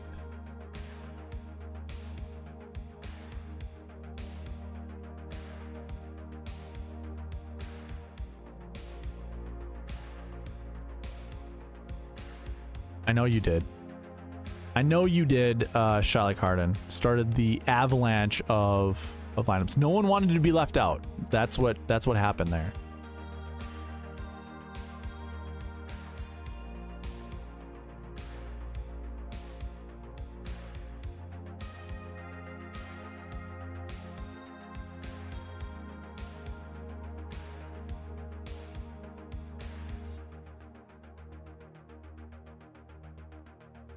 I am going to limit the time, by the way. So it's going to be 3 minutes per lineup. It's not going to be 4 minutes. It's going to be 3 minutes. So I want you guys to be present when I build your lineups. Make sure you hit the live button and you're here when I start building lineups. Otherwise, I'm making all of the decisions for you.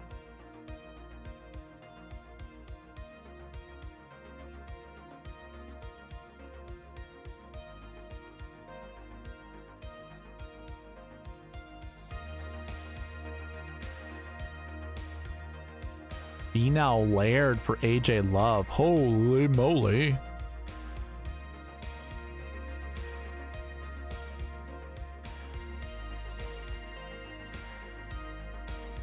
You know what, bgLittleNeck? If I could play Oasis on this channel and not get copyright struck, I would so play Oasis just for you. Just because you said that.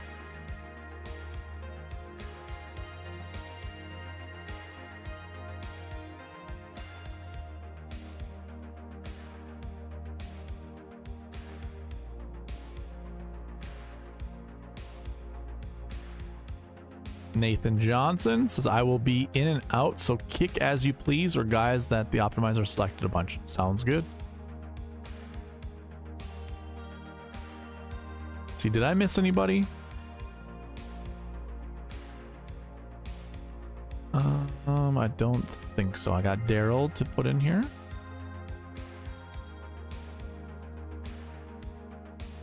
Again, for members, I will be giving you timestamps.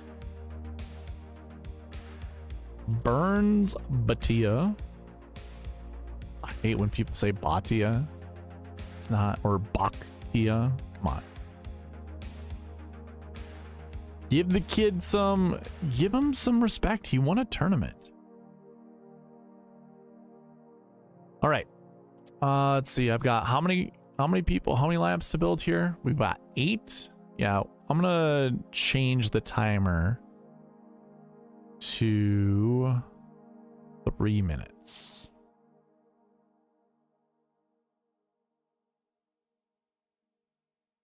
I remember how to do it. I think I do. I think I do. Yep, I do. 3 minutes. 4 minutes was long last time. bgLittleNeck says Akshay. Do we have you in there? Did you give me? Ah, there you go. We got it. Just call him Big Ak. Akshay. Bhatia. It's easy. Slender man. He's tiny.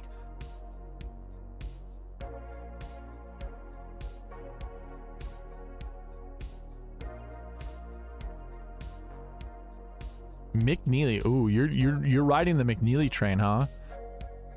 That one's that's a dangerous ride. Okay. I think we have all of the lineups in, or all of the combos in. If you're coming here late to the stream, I will add them as they go. But what I like to do is pin them to the top of the chat and then start building lineups.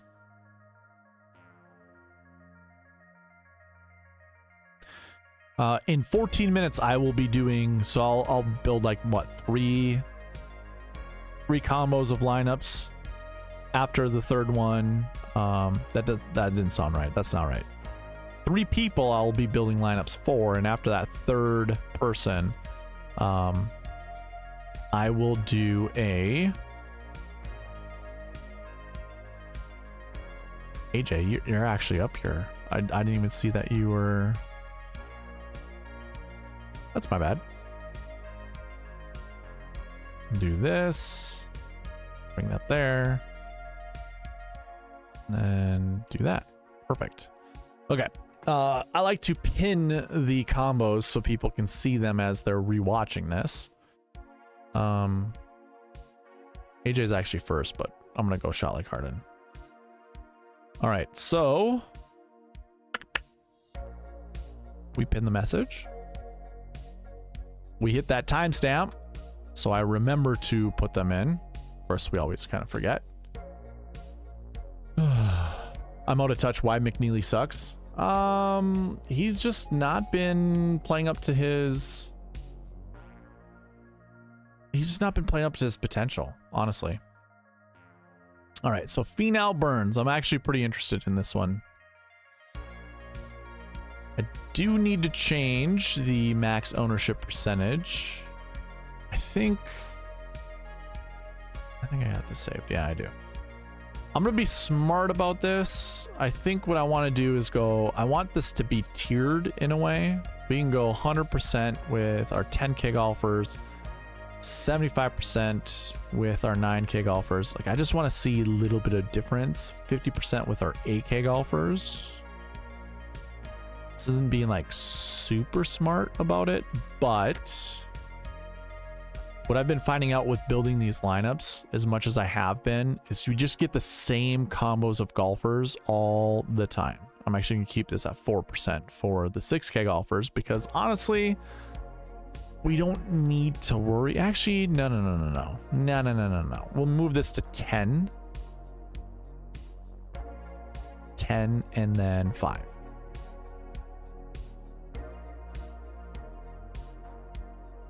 Because there is some benefit of seeing some of the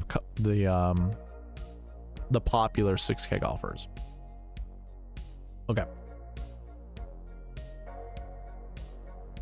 Let me add one more before I actually start building lineups for you, Shy Harden. Since you're here, I don't think it matters that I'm not right on the timestamp for you.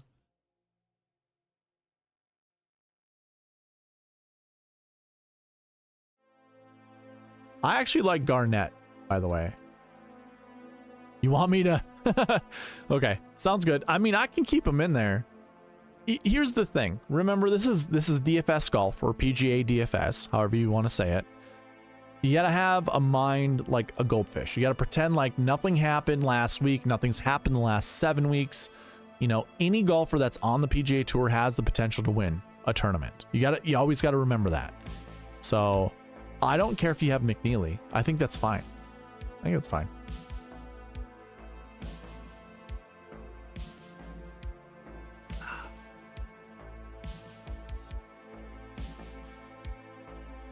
If I set the exposure to 0, it won't select, right? Yeah, Ryan, it shouldn't. There are times the optimizer can act weird though.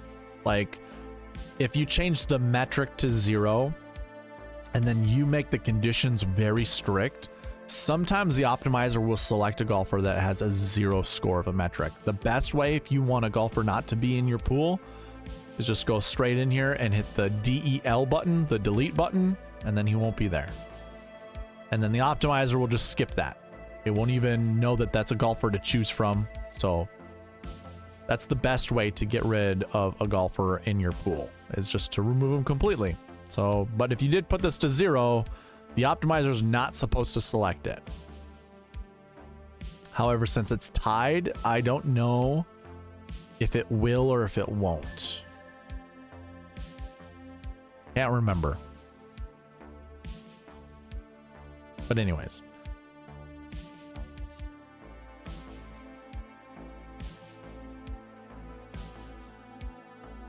That's a good point that Shelly Harden makes.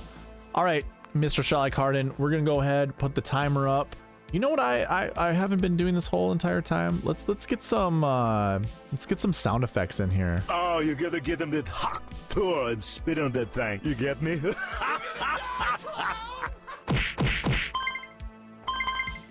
Investors? Possibly you. Pretty good. It's pretty. What? Did we just become best friends? Yep.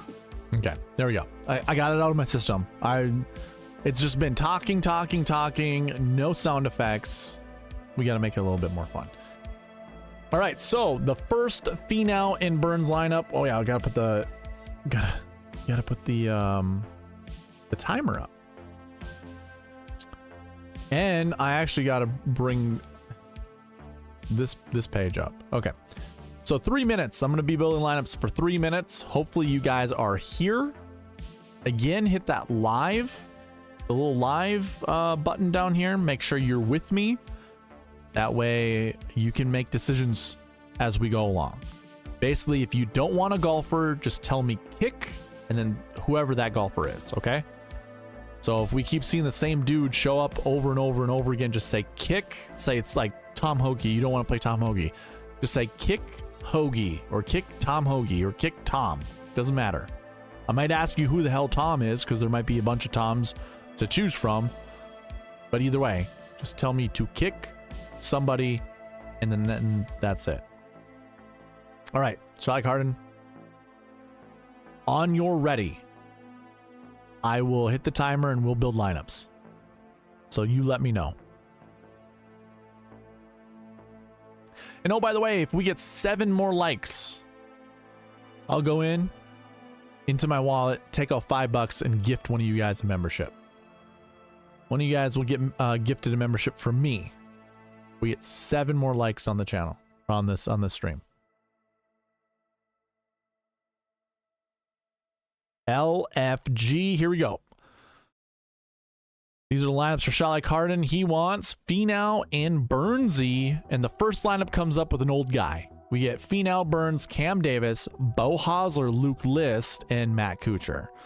I'm just going to save that one because I want Luke List out of there. I've been building lineups a couple times beforehand, and Luke List kept showing up. Here's a sexy lineup. I'm going to get right to it.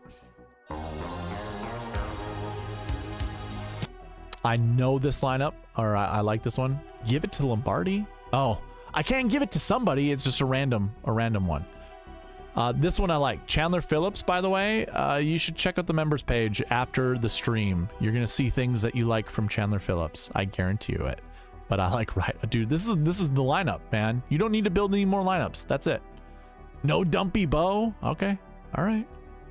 Finau, Burns, Sam Stevens, Mac Hughes, SH Kim, and Adam Shank. That's actually a pretty good lineup too, man. Mustache Man, baby. Willie McGirt. Haven't seen that name in forever. If you like this kind of thing, yeah, it works, but I'm not going to save it. I don't care for it. Finau, Burns, Pendrith. Oh my God, we got the assassin in there. Hadwin. Charlie Hoffman and Justin Lauer. I like that lineup, minus the Seagull, Charlie Hoffman. I really like this lineup. I'm actually going to bring back Hisatsune and kick out Charlie Hoffman. Now that I say that, though, I bet you Charlie Hoffman's an okay play. I just don't like the fact the guy's got back issues. It's the only thing I don't like about Charlie Hoffman in this lineup. I'll save it. Whatever. Finau, Burns, McNeely, Hughes, Ryder, and Bryce Garnett. That's the guy that Ryan Henson wants. Hey, I like that lineup a lot. Maybe not Mab McNeely, but the fact that it has Garnett in there, no problems. Dunlap, no Dumpy Bo. Forgot to kick out Dumpy Bo. I agree with you though. I don't care for Dumpy Bo either. Finau, Burns, Cammy Boy Davis, SH Kim, Hadouken! And Vincent Norman. I love that lineup. I don't mind Vincent Norman this week. It's kind of iffy to some extent, but I like it all the same. Hadwin, Stevens, Dylan Wu. Oh God, I gotta put. All right, I'm doing that. I'm putting in the Ric Flair Wu. After this. Finau, Burns, Ben Griffin, the loser, Austin Eckroat, Taylor Moore. Ooh, Taylor Moore. That's too many $7,200 golfers, by the way. That is one of those things I can't do. Time is up, but I want to build more. Griffin, Novak, Knapp, and Justin Suh. You believe all the hype of Justin Suh being a better golfer than he actually is? This isn't a terrible lineup, honestly. I do like Andrew Novak a lot this week. And the last good one for you. Yeah, this one's fine. Finau, Burns, Dunlop, SH Kim, Ryder, and Joel Damon. That's pretty good. Pretty good. It's pretty good. 3 minutes might not be enough time, but again, I kind of want to make this a little bit faster this week. I kind of want to get out of here so I can finish some work. So hopefully that was good for you. I will do the Ric Flair thing after. I'll look for it while I do the next what do we call it? Roll call. The next roll call. All right. I had AJ Love up here. What the hell?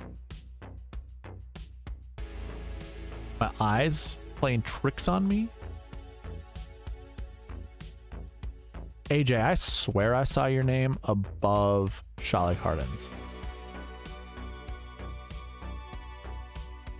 Oh, that's because Shalik Harden put it in twice. So I actually had the right lineup, or the right lineup of lineups to build. You know what? I'm sorry. We're going to go back to what it should have been.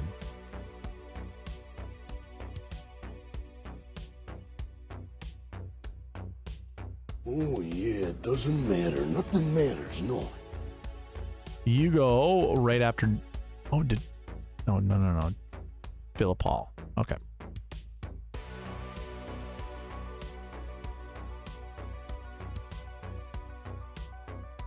There you go. Sorry about that. First come, first serve. That's kind of the whole idea of this. Okay. So we got Eric Carnivore. We're going to timestamp that. He wants Finau and BillyHo.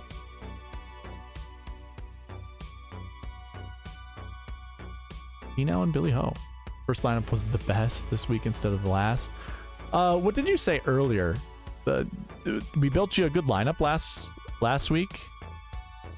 I think I saw that. Actually, you know what? Let me catch up on chat really quick from way back.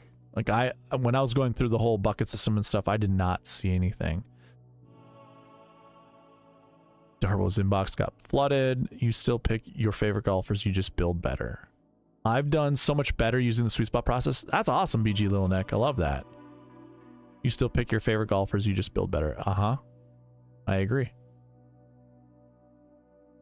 Byron needs to bring back the Sunday night research stream. I agree.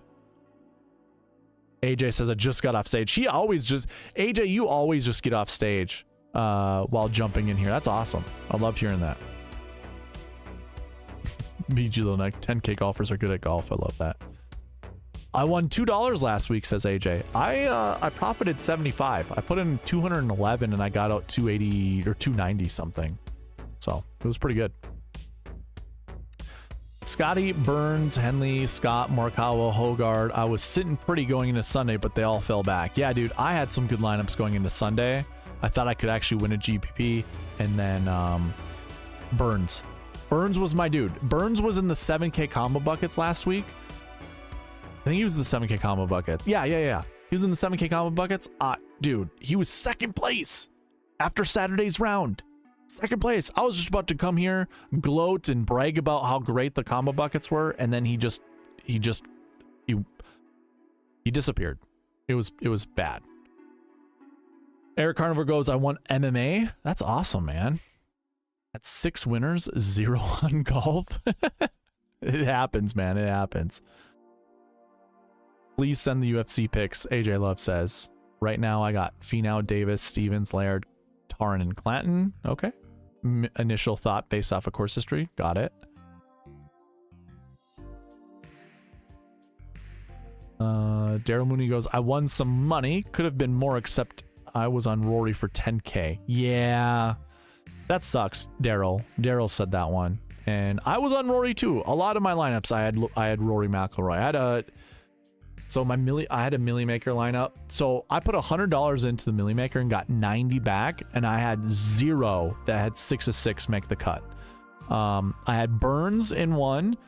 I think I had like going into Saturday, one of my lineups had 4 golfers inside the top 10, including Burns.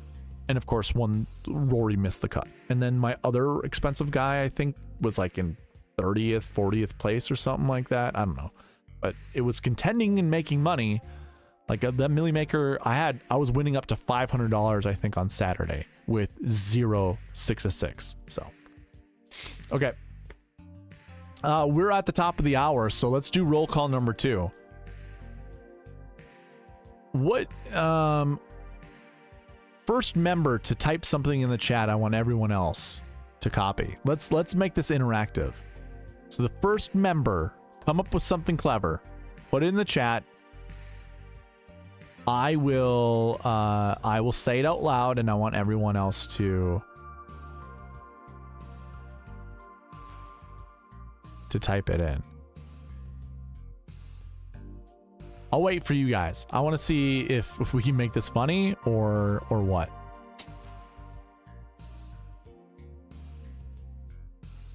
Maker. So someone said present. You guys can put present. Put present. Like you're here. I'm present. You can put that in the chat. That can be Shalgarden goes Burns, he wins. Nah, just put present in there. That will be roll call number 2.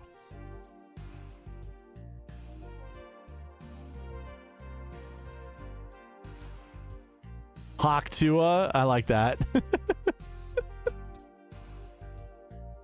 Oh, you gotta get him that hawk tour and spit on that thing. You get me?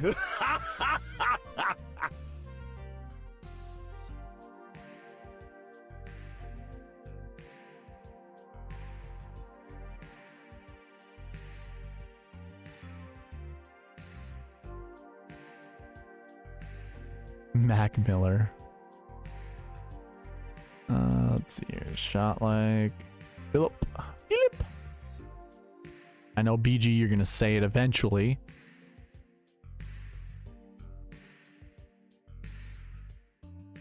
Gotta give him that hawk too and spit on that thing.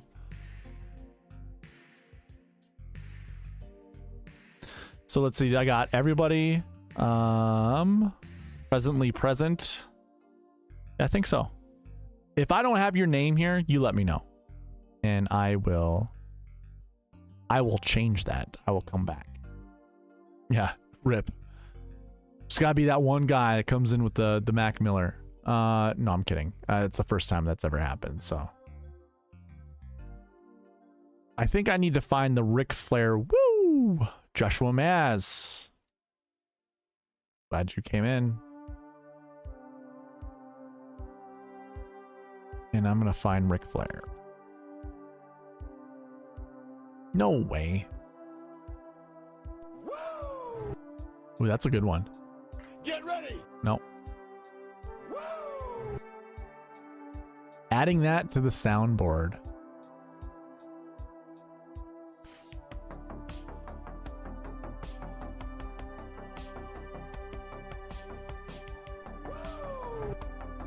Is that even loud enough? Let me see what it says on the decibel level. No, not really. That sucks.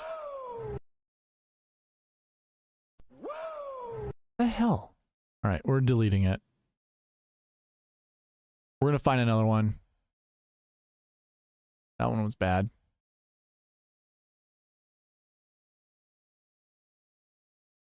There's only 2 Ric Flair ones. Are you kidding me?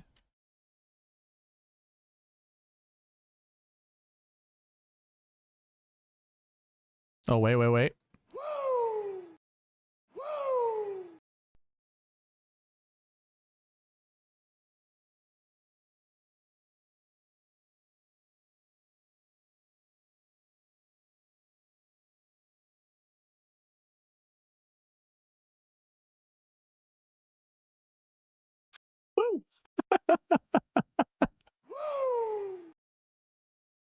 Oh my god, dude. That Ric Flair back in the day was so good.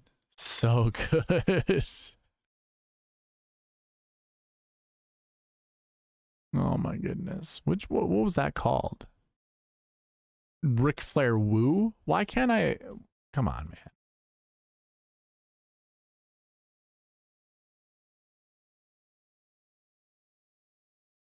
Oh, did I spell it wrong?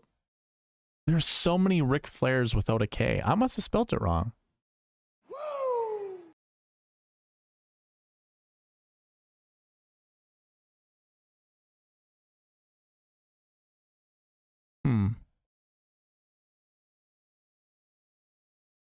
I guess that's the best one.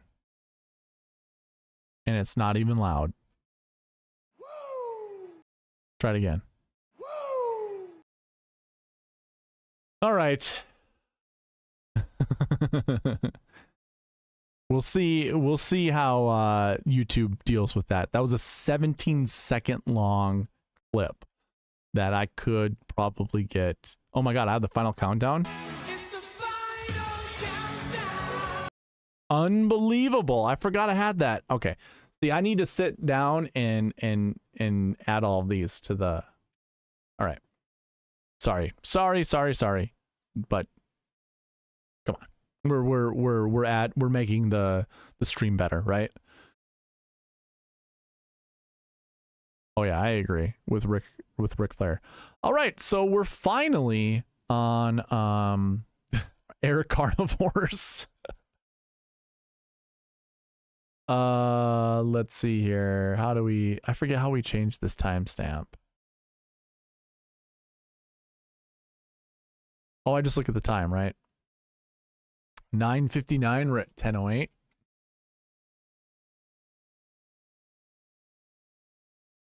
Let's just make it 10:09. Just because I'll find it better.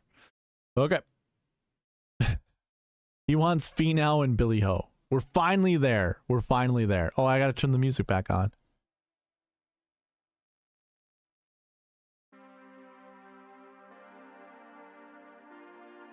Okay. We're back. We are back, Jack.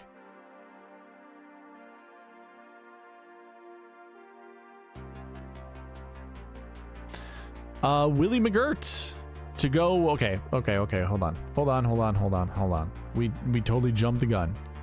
Eric Carnivore, are you in the chat? On your ready, we're gonna get going.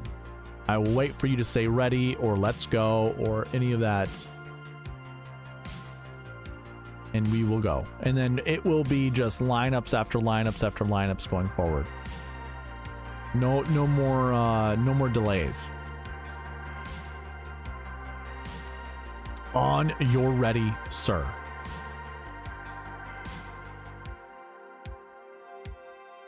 By the way, Eric Carnivore posts pictures of his meals every single day on the Instagrams.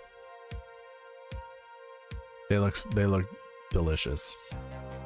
Ready, he says. All right, here we go. Drop Bo and McGirt. McGirt's getting dropped. Oh my god, we got the assassin in there right away. Hadwin! With Andrew Putnam. I don't know how I feel about Andrew Putnam, honestly. I have avoided him in all of my Rainmakers lineups. I say nay. But maybe this week is the week he turns it around. You never know. Finau, Horschel, Cam Davis, Mac Hughes, Adam Shank, and then Luke List. I like this minus List, if I'm being honest with you. I'm going to remove Luke List, and I'm going to bring back Adam Shank. I do not trust Luke List whatsoever. Not around here with all the water. Like, I watched him play, was it John Deere Classic that he missed the cut like terribly. This lineup here, 1,000 times better. This is actually one of those lineups that deserves a song. It's a sexy lineup. I like that lineup a lot. Finau, Horschel, Cam Davis, Jake the Napper, Taylor Moore, and Matt Kuchar. I don't mind it. Kuchar, maybe not so much. I'll read that message here shortly, Philip. Finau, Horschel, Mav McNeely, Jake Knapp, SH Kim, Sam Ryder. Oh my god. Hell yeah. That's a great lineup. That's such a good lineup. I like that one a lot. Finau, Horschel, Griffin, Hadwin, the assassin himself, and Hayden Buckley. I don't mind that. I like Hayden Buckley. I do like Hayden Buckley. Finau, Horschel, McNeely, Griffin, Hoffman, Ben Coles. Sure, we'll save that one. That's fine. Who was that in that last lineup that I liked?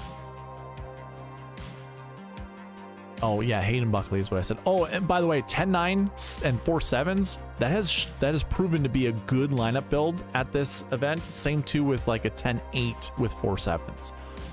Finau, Horschel, McNeely, Mac Hughes, Pearson Cootie, and Justin Lauer. I don't mind that lineup either. Pretty solid.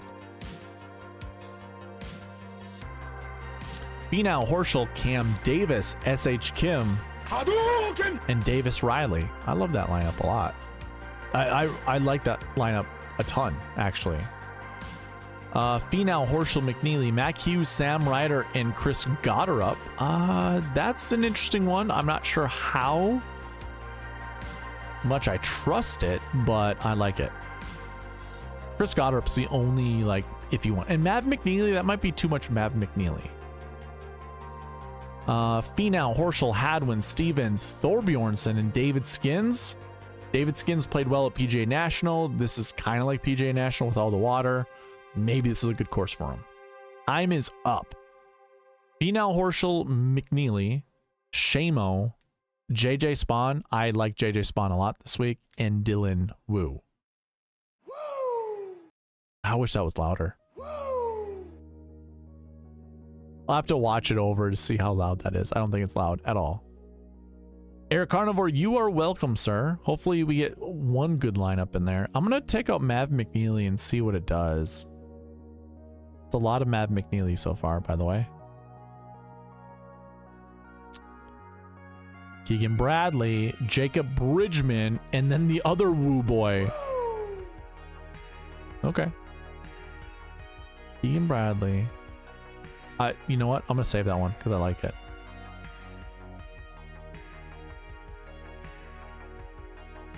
All right. Let's remove all of these. I think I'm going to just right to there, and I'll keep everyone else out. Maybe not Adam Schenk. Maybe not Davis Riley. That's fine. Okay, moving on to the next one. By the way, Philip goes, I coach my daughter's softball team, and last year we went to the World Series in Louisiana. That's pretty sweet. All our fans used to do this cheer and would say, let me get 2 claps and a Ric Flair. I love that. They all thought we were crazy. That's pretty funny. That's cool. Super cool.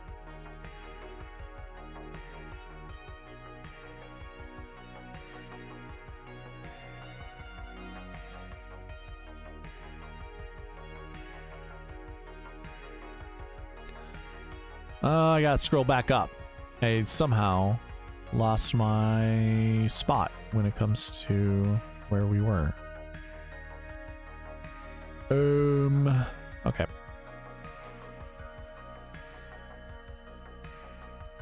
I found it. Joshua Allen. Josh, on you ready? We will build lineups. Time stamping you. He wants Theegala and Burns, so a different 10K combination. On your ready, Josh Allen, the Bills quarterback.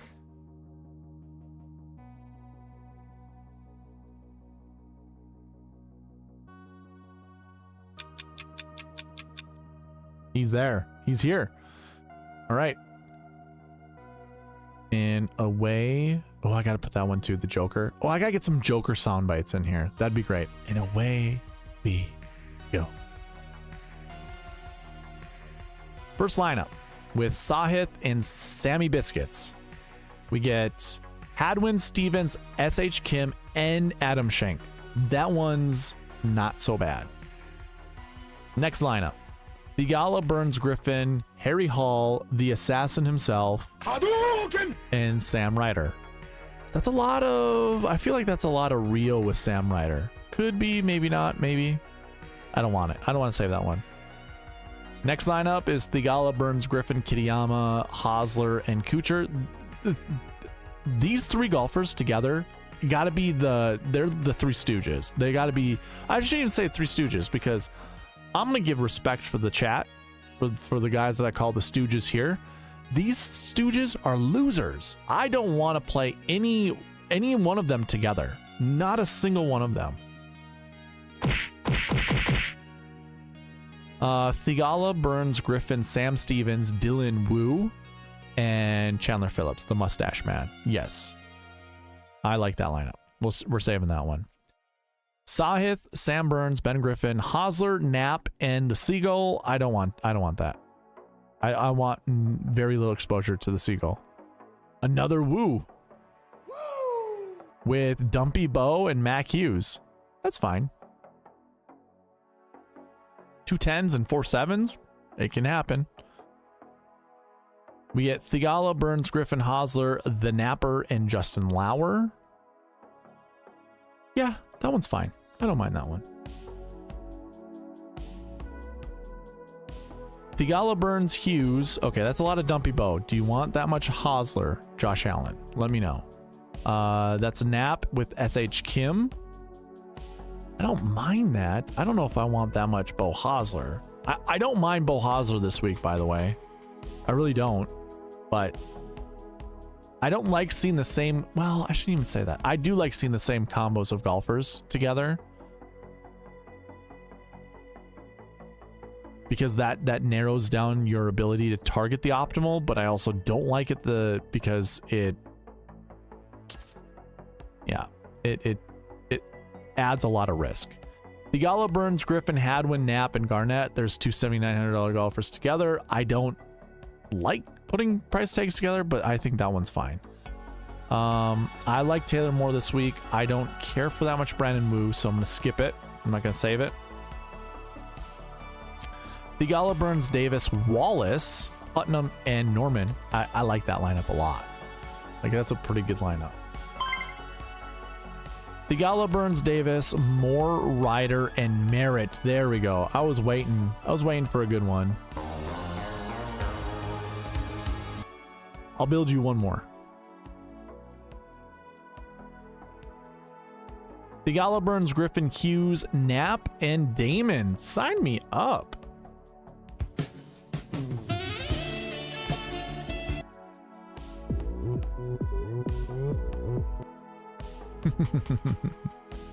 All right, those are lineups for Mr. Allen. We are going to move on and keep these guys all at nose. We'll go on to the next one, which is Philip Hall, Tony Finau. Where'd he be now? Harry Hall and Sam Stevens. On your ready, I will start building you lineups, Mr. Philip Hall. You were in the chat talking about softball, so I imagine you are right around the corner.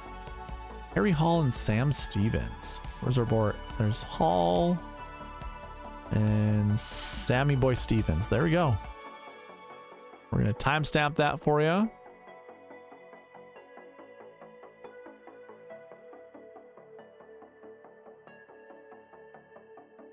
It's the final countdown. You just made the list. Wow. Let it ride. Here we go. Timer's up.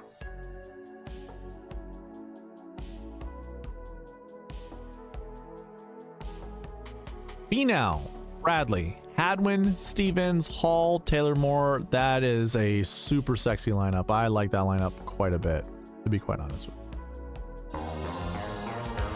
you. You don't need to build any more lineups. That's it. That's the one. I'm going to highlight that, and I'm sorry for taking away from time from you, but it's a really good lineup. Ooh, Alex Smelly. Sure, I'll save it. Don't love it. Finau, Dunlap, McNeely, Stevens, Hall, and Sam Ryder. That's fine. That one's fine. No Bradley, he says. Okay. I kind of like Bradley this week, by the way. I will, tomorrow's stream, I imagine I'll have a lot of Bradley combos in my lineups. Finau, Dunlap, McNeely, Stevens, Hall, and SH Kim. Did I save that one? I did not. I like it.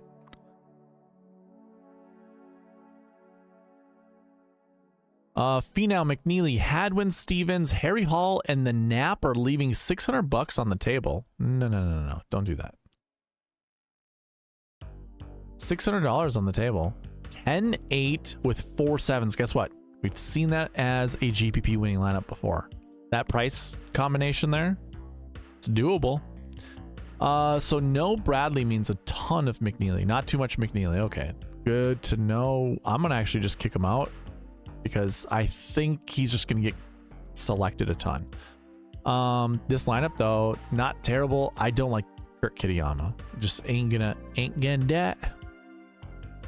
Finau, Davis, Sam Stevens, Hall, Thriston, and our boy Hadwin. Wow, that's actually a pretty good. Leaving $700 on the table. Yikes. Finau, Dunlap, Stevens, McClure, Meisner, Harry Hall, and Beau Hosler leaving $600 on the table. I'm going to change this to 49.6. I don't want to see that much money on the table too many lineups in a row. Finau, Poston, Dunlap, Stevens, Hall, and Trace Crow. Sure. Those low price guys are going to show up. Some of them are going to show up here. Nicholas Lindheim signed me up with Keith Mitchell. That one's fine. Don't mind that one at all.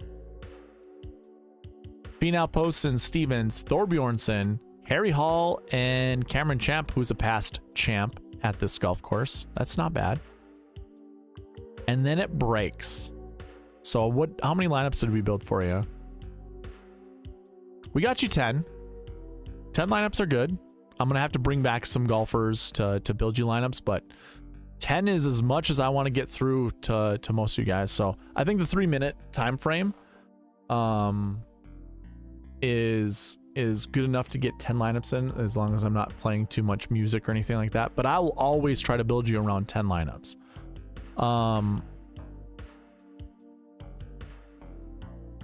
Finau, Harry Hall, and Stevens. You said bring back Brad. I don't know what that means. I don't think there's a Brad to bring back. Oh, Bradley. Keegan Bradley. Okay.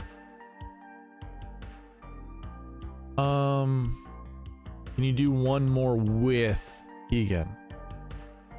Sure.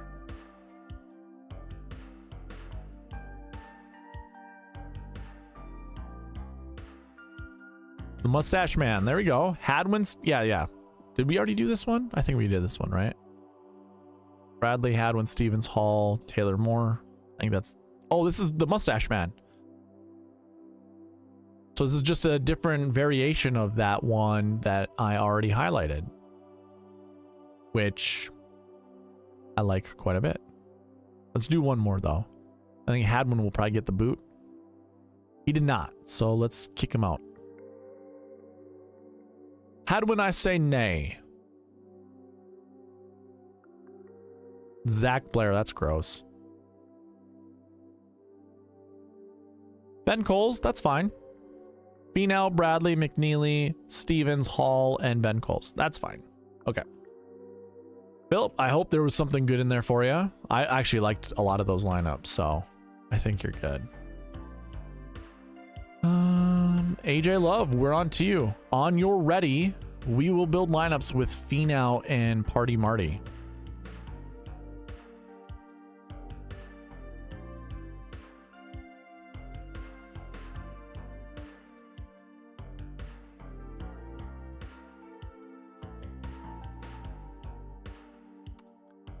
You let me know, AJ. Someone came in here and said, just run mine. Who was that? Was it AJ? AJ said, just run mine. When it's my time, I'll rewatch, and I have to unpack my car and walk my dog. Okay. So AJ says he is not going to be here. So we'll do our best to be as educated with our picks as possible. So he had Finau and Martin Laird. 840 is a pretty good score, but I'm probably going to have to boost this just to avoid. Thanks, man. Yeah, there were several good ones. Probably was a mistake keying it so soon. No worries. Yeah, they were all good ones to have just a little slight variation to your lineups. All right, here we go. AJ Love, Finau, Laird. Timer's on the board, and I'm making decisions for him. He is out. Finau, Burns, Van Rooyen, Hadwin, Laird, and McGirt. I don't think I want McGirt, so we're not going to save that one. It's a lot of Adam Schenk. I don't really care to save that one either. This one, I guess I don't mind. Of course, we got our boy. Hadouken! Finau, Poston, Dunlap, Hadwin, Satsune, and Martin Laird. Sure, doing it. Finau, Davis, McNeely, Mac Hughes, Jake Knapp, and Martin Laird. I like that lineup a lot. Pretty good. It's pretty. Finau, Burns, Van Rooyen, Dylan Wu, Martin Laird, and Chandler Phillips, the Mustache Man. I'm not going to put two $6,900 golfers together. Just ain't going to do it. Not getting that. We're actually bringing in two 10K golfers. Finau, Burns, Davis, Taylor Moore, Laird and Kuchar. I would much rather have Taylor Moore than Matt Kuchar. Matt Kuchar's like metric for in my model is so heavily influenced by his past experience. Oh boy, I forgot. I just clicked that on accident. I'm gonna bring back Hayden Springer and Bryce Garnett. I got trigger happy there. My bad. Finau, Burns, Griffin, Hughes, Hayden Springer, which he can go low. I don't mind that lineup at all. I wanted to bring it back because I liked it. Liked what I was seeing. Finau, Posta, McNeely, Hadwin, Putnam. I don't really care for Putnam, honestly. Finau, Posta, McNeely, Hadwin, Taylor Moore, and Martin Laird. Yeah, we like that one. That's a good one.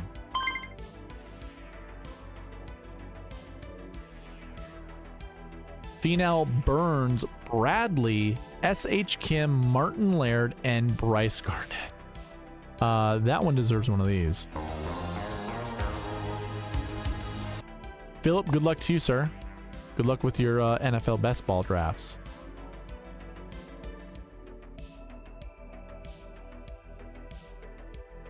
Finau, Burns, McNeely, S.H. Kim, Dylan Wu, Martin Laird. Sure, I don't mind that one. I'm going to kick out McNeely, though. I don't want to see that much of him.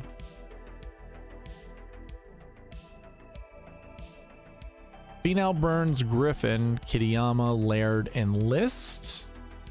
Yeah, that one seems kind of suspect. I just don't like Kitayama. I don't want Kitayama and Luke List together. I don't want those guys together. Yeah, I'm not going to save that one. Don't care. Time is up. Okay.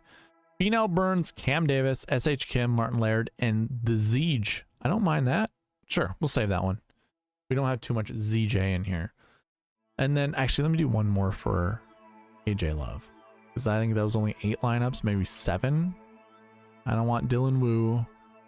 Or not Dylan Wu, Brandon Wu. I don't want Brandon Wu. This one I can get behind. Hadwin, Novak, Power, and Laird. There we go. That was a good one. A good last one for Mr. AJ Love. So which one did I like? I liked this one. Had Burns and Keegan Bradley in it. I also liked this one. I also liked this one.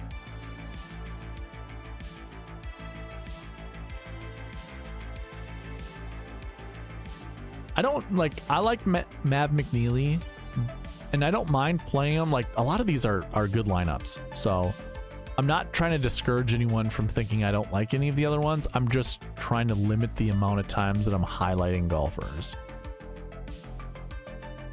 And I'm trying to like highlight different ones, like, so like Poston, just because I see Poston and Taylor Moore, I kind of want to put those guys, I want to put that lineup in somewhere. So it's kind of the method behind the madness. Okay, so that was AJ Love. Let's go to Lombardi Lee. I think he's the one that's next. Lombardi, are you in chat? Yeah, you're the one. You're next.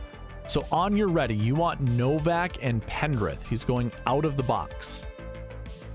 So Pendrith at 8,700 and Novak, who was 75, I believe, right?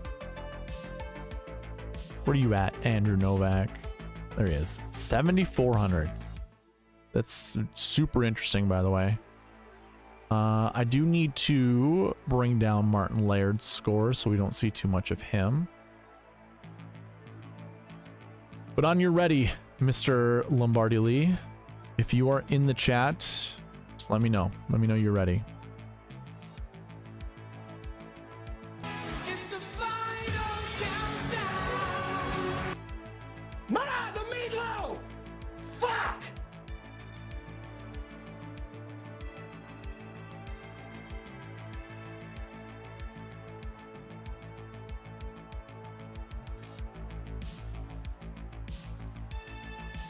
Oh, yeah, it doesn't matter. Nothing matters, no. I think that your time is done, and I think that the spotlight should go on top of me. Yeah, maybe I am insane. Maybe I am insane. And maybe it's time for you to find out how insane I am. Yeah. Yeah. All right. Lombardi, I hope you're caught up. If you're not, I'm just going to start building new lineups, and I hope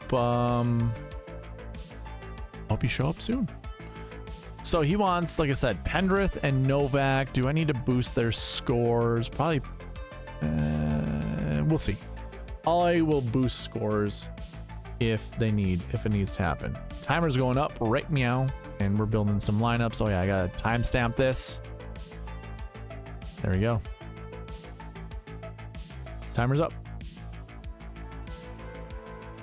First lineup with Novak and Pendrith. We get Burnsy, Keith Mitchell, Pendrith, Novak, Knapp, and Dylan Wu. That's a pretty good lineup, actually. I like that one a lot. Poston, Bradley, Pendrith, Kitayama, Bo Hosler, and Andrew Novak. That seems like a pretty good loser lineup, and it's very balanced. 92, 9, 87, and 3 7K golfers. Not terrible. Burnsy, Bradley, Pendrith, Hosler, Novak, and SH Kim. I like that one a lot. Those are some good lineups, man. I'm enjoying this.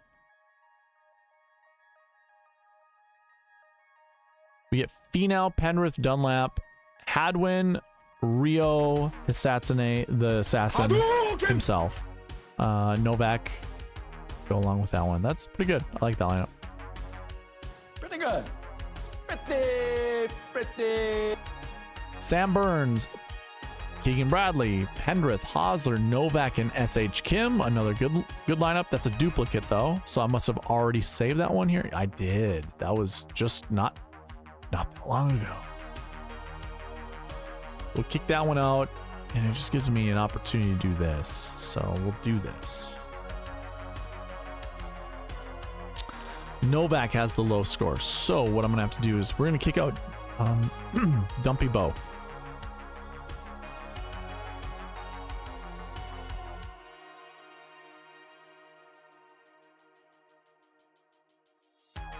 Burns, Mitchell, Pendrith, Novak, Jake Knapp, and Zach Blair. I'm not going to save Zach Blair. I don't think Zach Blair does well this week. It's not a course history thing for him, honestly. He's not good enough. Putnam, I'm not going to do anything with either. Burns, Bradley, Pendrith, Griffin, Novak, and Chandler Phillips. That deserves one of these guys. Which means sexy. This is a sexy lineup.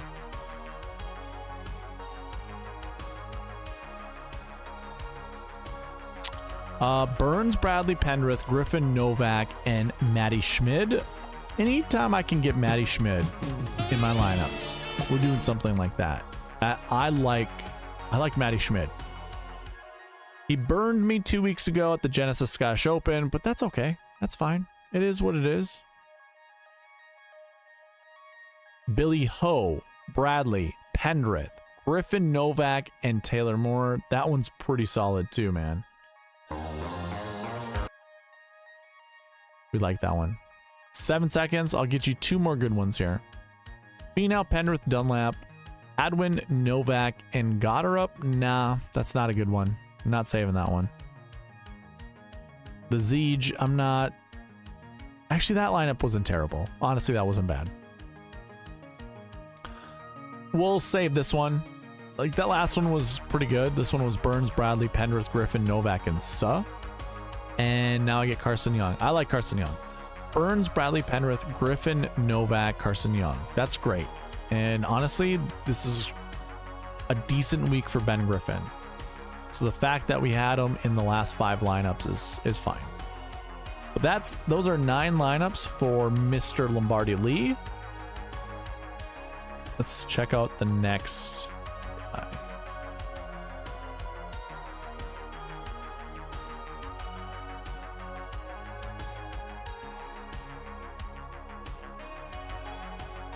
Nathan Johnson says, I will be in and out, so kick as you please, or guys that your optimizer selects as a bunch. Okay. Nathan, are you here? First of all, I'll ask that. I'll give you like 10 seconds to answer that question, and then we will move on. While I play with my optimizer. Not optimizer, soundboard.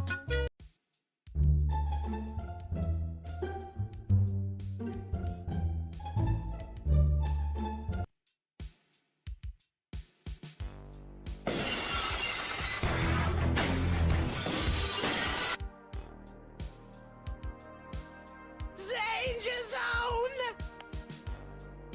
Wow. Wow.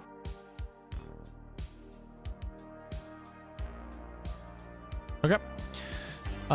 Nathan Johnson, I'm timestamping this. Let's go ahead and put the timer on the board and get on with, oh, wait a minute. Wait a minute. I think it'd be smart if we go ahead and lock these guys in before we actually built the lineups. Okay. So you want Finau and EVR. Timer's up right now, and let's build some lineups. First lineup that we get is Finau, Poston, EVR, Hadwin, Phillips, and Luke List. Sure. One Luke List lineup won't kill us, I don't think. That's actually a pretty good lineup. I like it. Finau, Poston, EVR, Griffin, Rio, and Luke List. Okay. So Luke List is getting the boot. And as much as Luke List is showing up, that's fine and dandy. But I don't want him that much. Where are you? Luke List, $6,600. I'm gonna put you at 2%, pal. I don't want to see you that much.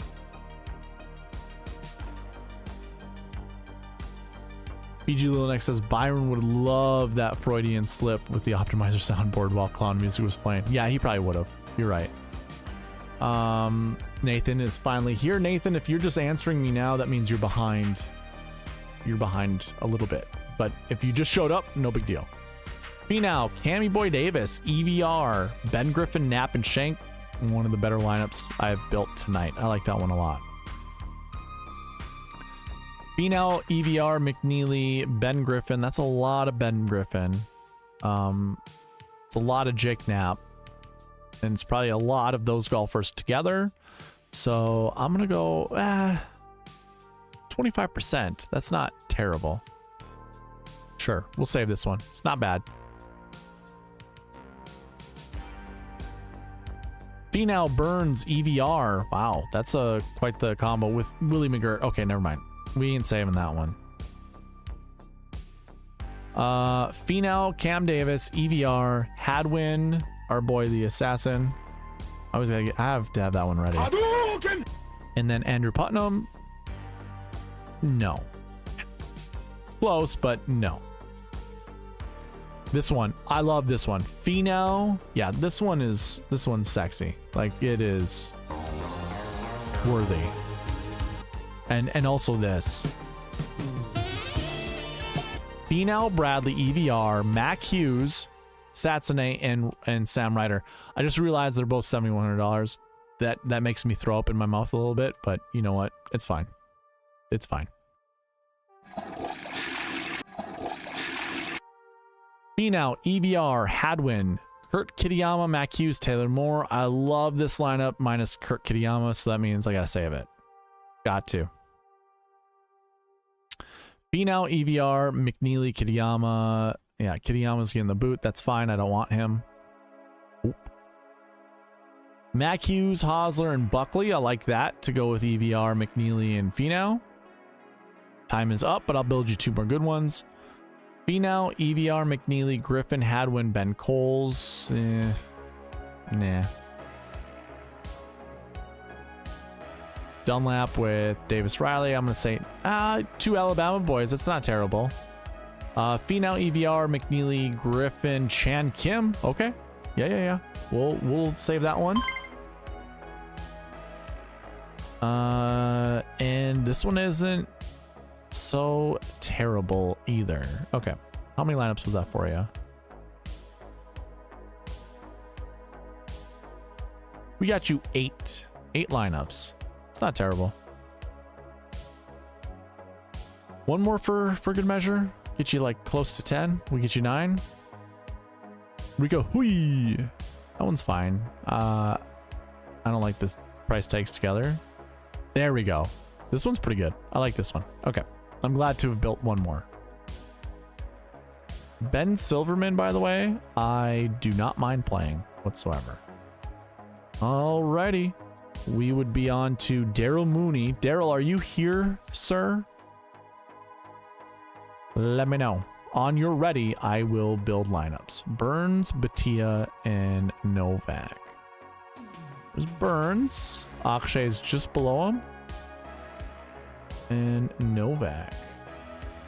Darrel Mooney is here. There we go. Nathan, you are welcome, sir. Let's see here. Forget, who's your last guy? Novak, 7,400, right? Yep. Group 1, Group 2, and Group 6. I love it. Okay, let me timestamp this. We got bgLittleNeck and then Ryan Henson. So BG, you're on deck, sir. And let me go ahead and put on a new timer. Here we go. First lineup for Mr. Mooney. We get Burns, Bhatia, Mac Hughes, Hosler, Novak, and the Napper. I like it. We switch some of them out and we put in Griffin and Eckroat to go with Hosler and Novak. That's fine. I'm not playing a lot of Austin Eckroat, so to see him show up is, to me, a good thing. Like for me, building lineups, if I was to do that, because I want to see as many golfers as I can. Burns, Bhatia, Hughes, Hosler, Svensson, and Novak. Sure. You don't mind playing the same price tag. I mean, there isn't a lot of data that I can tell you that goes behind that thought process. That is more of a superstitious thing. Sam Burns, Bhatia, Dunlap, Hosler, Novak, the Seagull. I don't care for the Seagull, but if you want him, perfect. Kitayama, yeah, I don't care for Kitayama either. Oh, he's going to be the one guy in the optimizer that shows up a ton that you're going to want to play, but you don't want to. Like, I don't want to play him. Same with Hosler. Like, I don't want to play him as much as he's showing up. Chances are it might be the right play. Like Hosler or Kitayama. Just from experience, because of what the optimizer is doing, one of those guys is going to be good. And I don't like either of them. This lineup is pretty solid with Mac Meisner. I think I'm going to kick out Dumpy Bow. I don't know if that's what you want me to do, but that's a lot of Dumpy Bow. I can bring him back for you, though. That I have no issue with. Hadouken! Burns, Bhatia, Van Rooyen, Novak, Hisatsune, and Dylan Wu. I don't care. By the way, I was listening to how you pronounce Hisatsune, and it's just, if you say it fast, it sounds like me. If you pronounce it correctly, it's Hisatsune. But Hisatsune, same thing. Burns, Bhatia, Mitchell, Novak, SH Kim, and James Hahn. I'm not going to do the Mayo Hahn thing. Dylan Wu and Smotherman? I don't think so. I don't mind it. Like, remember, don't disrespect a 6K golfer. I'm just trying to build lineups fast. This one I like. I like that lineup a lot. That one had Nick Hardy in it with SH Kim and Novak. Hisatsune. Burns, Bhatia, Griffin, Hadwin, Novak, and Joel Damon. Okay, that one's okay. It's fine. Burns, Bhatia, Dunlap, Novak, Gim, and Dylan Wu. There we go. That's a little bit of a different lineup. I don't mind that one at all. First Doug Gim spotting. I'm not doing Blair and Kuchar together. Not getting that. Carson Young. There we go. Burns, Bhatia, and Hoagie. First Hoagie sighting. Novak, Ryder, Carson Young. Yeah, sign me up for that one. That one's a solid lineup. I like that one a lot. Dylan Wu with Doug Gim. Haven't seen Doug Gim, so we'll go ahead and Highlight that one. Novak, SH Kim, Nick Hardy. Yeah, that's fine.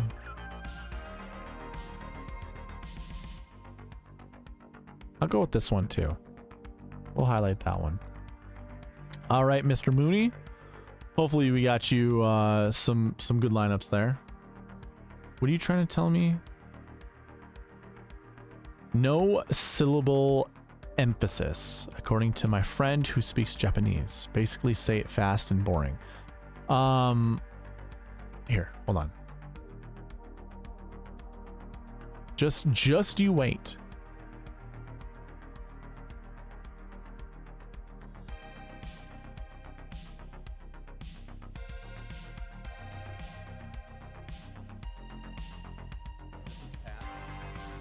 So this is the guys from Tour Junkies. I think this will play loud enough. Yeah. This is how you said your name. Rio. Like it's a Hisatsune. Hisatone? Hisatsune, yeah. Hisatsune, that was yeah, good? That's good. So, your last name. Like it's a Hisatsune. Your last name. Like it's a Hisatsune. Hisatsune. Hisatsune. Hisatsune. Hisatsune. Hisatsune. Hisatsune. Hisatsune. Hisatsune. Hisatsune. There you go. Always like throwing out the pronunciations whenever I can, just because, you know. Anyways, how we say them here at the SweetSpot, like the SweetSpot DFS Society, is this way. Hadouken! That's how we say his name. Rio. Hadouken! That's all that matters. Oh boy. All right. So that was for Mr. Mooney. bgLittleNeck. I'm talking to you right now. Let me go ahead and put your names, the golfers in here, and then on your ready, we'll start building some lineups. You didn't want McNeely. Just Akshay and BillyHo. The soundboard has it right. On your ready, sir. I'll start building some lineups.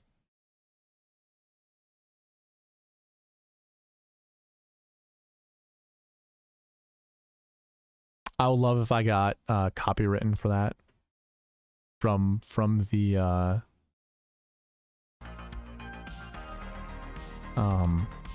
Tour Junkies boys.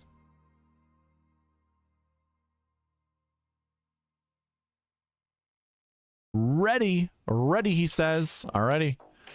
We'll be hopefully you've watched enough lineups being built to know that you're gonna see a lot of Ben Griffin, you're gonna see a lot of Bo Hosler.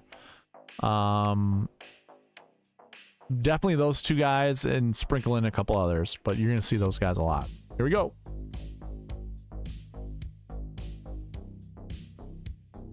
We get Bhatia, Horschel, Hadwin, Mac Hughes, the Dumpy Bow, and Jake Knapp. That's a lot of Dumpy Bow with Jake Knapp, but hey, it's all right. We're building unique lamps for everybody. Bhatia, Horschel, Griffin, Hadwin, Sam Stevens, and the Mustache Man. There we go. Anytime the Mustache Man shows up, we got to give him one of these. It's a pretty good lineup. I like it. Bhatia, Horschel, Davis, Stevens, SH Kim, and Adam Schenk. Sure. Sure, why not? Bhatia, Horschel, Cammy Boy Davis, Mac Hughes, Hadouken! and Justin Lauer. That one's pretty good. I like that lineup a lot. Justin Lauer at this course, by the way, or at this tournament, I think very underrated. The fact that he's $6,800, that's a good 6K golfer. Oh, the Seagull has to come in and just ruin this lineup. It's pretty good though. I can't do it. Can't do Charlie Hoffman. Like, he's gonna show up once or twice. Where is he? What is he, 68? What the hell's your price tag, man? 69. I will give you more time, don't worry. Gotta find the stupid loser. Ugh, gross. Bhatia, Horschel, Davis, Hosler, Eckroat, and Putnam. I'm not saving that one.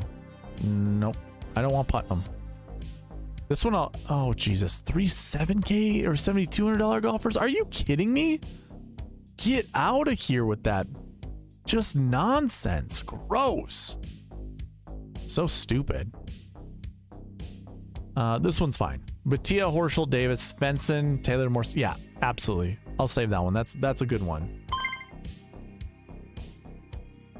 Bhatia, Horschel, McNeely, Mac Hughes, Svensson, and Ryder. Another good one.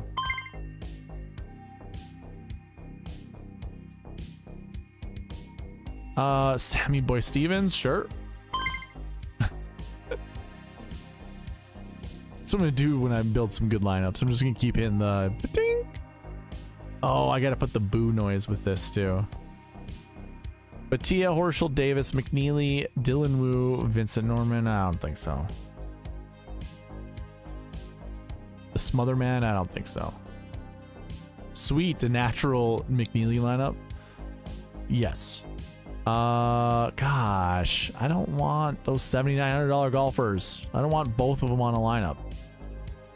Too much of that, man. Too much. I like Matty Schmid though. I like him enough to play him in some lineups, but not a lot of lineups. I see your time's up, but I'm gonna build you some.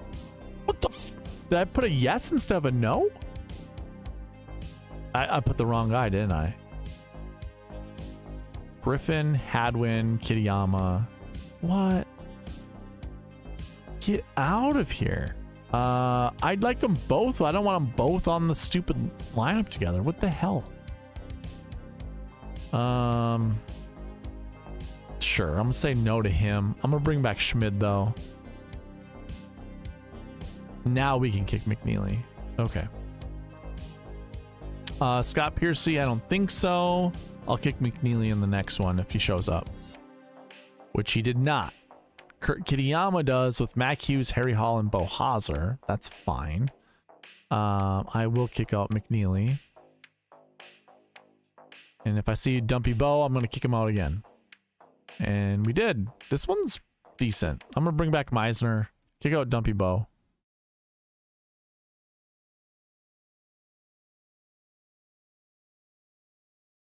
Bhatia, Horschel. Yeah, this one's fine. This one's good. I like this one. Good one to end on for your lineups.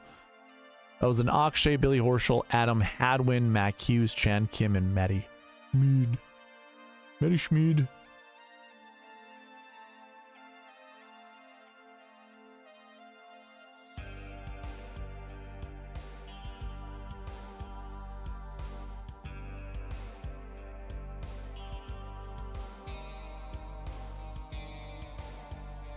I like that Mac lineup. Yeah.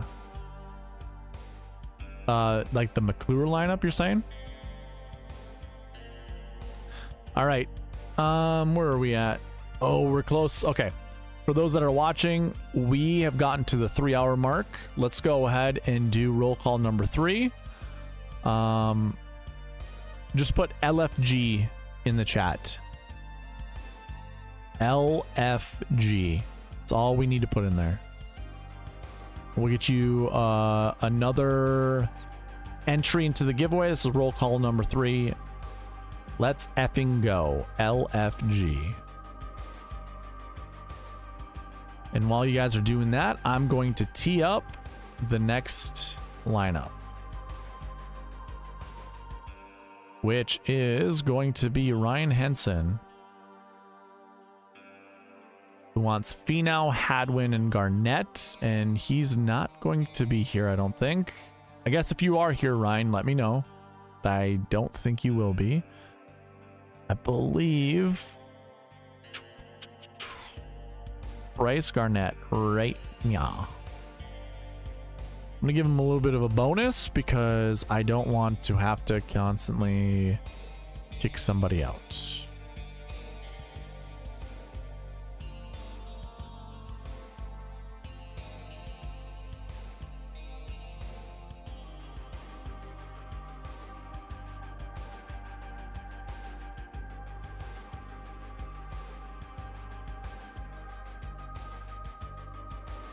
Yeah, Darrel, you're never here during hour 3. I love it. All right, as other people are coming in, maybe they're a little bit behind, I'll go ahead and add them. If not, it just might be you 4 guys. I see 13 in the chat, or 13 people watching. No. All right. So I have Ryan's teed up. I'll go and timestamp this here shortly.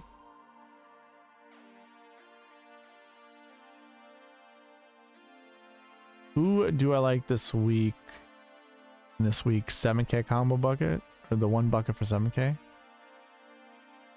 So I'm going to do this because the heart is in the way. I can't see what you just wrote. This week's tier 1 bucket for 7K. Let me open it up. I don't have it memorized. Oh, who is it?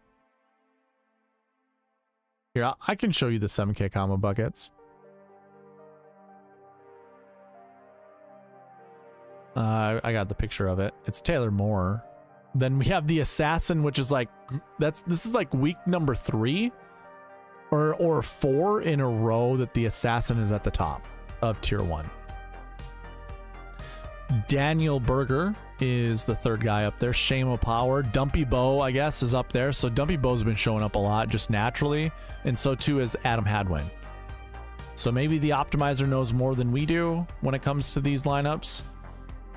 Kind of like Taylor Moore. I don't know. I want to believe in Rio. I'll probably play I'll play some Rio. I also don't mind playing Dumpy Bow. But the top 3 guys, Taylor Moore, Rio, and Daniel Berger, they are leaps and bounds above everybody else in the tier 1 7K combo buckets. So yeah, I don't know. I don't know what to make of that.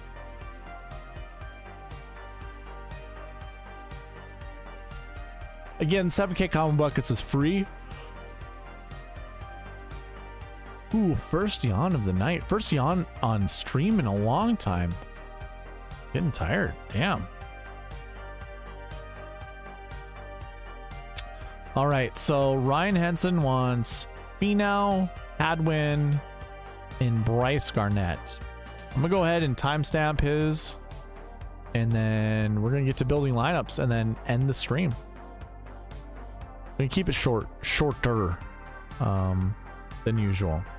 Timer's up for Mr. Henson, and we'll build some lineups. Finau, Burns, Griffin, Hadwin, Knapp, and Garnett. I like it, but I don't want Ben Griffin and Hadwin together.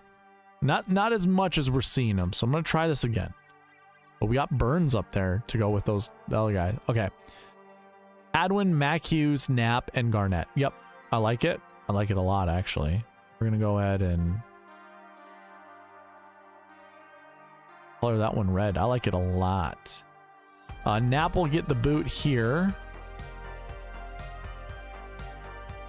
Mac Meisner with Harry Hall. Man, these same price tags showing up. That stuff bothers. I don't know why it bothers me, but it does. Hey, Ryan, if you don't mind it, here you go. These are decent lineups for you.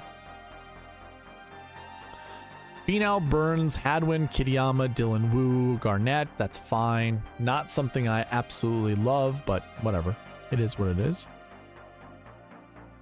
Finau, Poston, Bradley, Hadwin, Putnam. That's close. That's close. I like that lineup a lot. That's close. I guess I'll save it just because. I don't want to put Putnam in my lineups, but if the optimizer is telling me, hey, it's not terrible to do so, then maybe I should. And I don't want to save that one because that's Kuchar in there. I don't want Kuchar. This one's decent. Finau, Poston, Bradley, Hadwin, Shank, Garnett. I don't mind that one. Finau, Burns, Hadwin, Hughes. Oh my God, Rio is in this lineup. You know we got to do this. Hadouken! I like this lineup. So there's our 7K combo bucket, by the way. And same with Hadwin. You want 1 to 2. Guess I gotta save Gotta highlight that one red.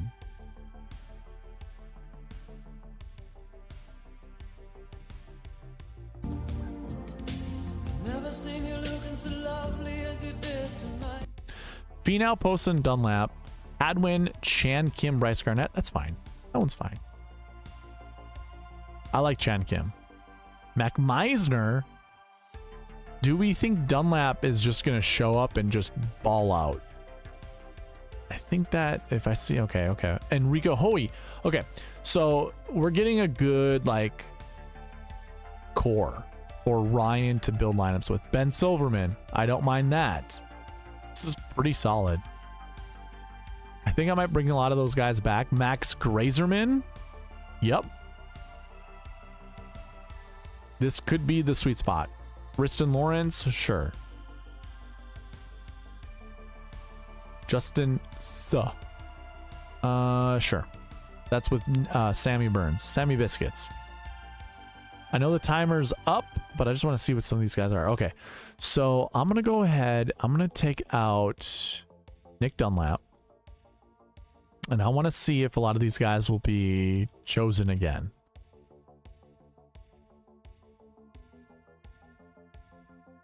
All the dudes, because I was liking how effortless that was. I think we saved this one already, right? Yes, we saved that one already. Okay, here's a Rico Hoey with Sammy Burns. Okay, so here, okay, good. I know Henson is just a big fan of people online. So this is a Pat Mayo guy, Rico Hoey. Yeah, it's the same type of lineup, but I'm really liking Hadwin and Hughes together in lineups. This is solid. Sign me up. We get Hadwin and Taylor Moore, both in the 7K, the tier 1 7K combos. I have no idea where Mac Meisner is. Should we take a look? Mac Meisner. Oh, I have his name highlighted in my that's funny. You guys are gonna see that on the website later. I have his name highlighted when I took the screenshot. Funny. So Meisner to go with like Taylor Moore. Is that who this is? It's Taylor Moore and Hadwin. So Hadwin's up here. Missed cut last year, missed cut last week with decent recent form, decent course history with decent recent form. Taylor Moore, no course history, terrible recent form. Hey, what could go wrong? I like this lineup a lot, man.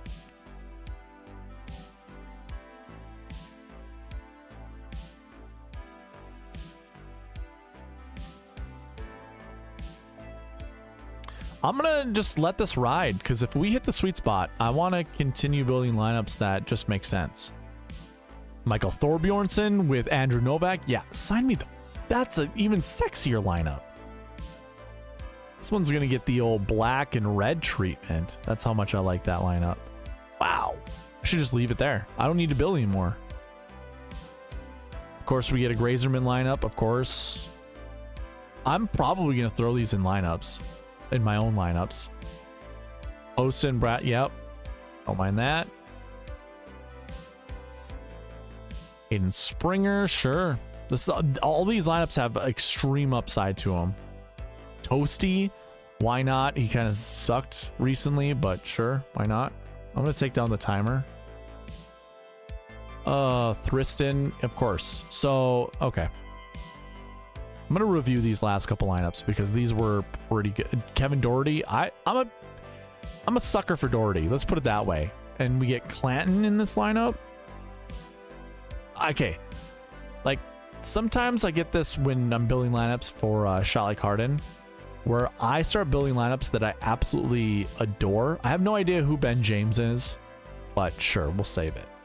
That I'm really feeling it. Okay, that's cool. And then we get shut down by the optimizer.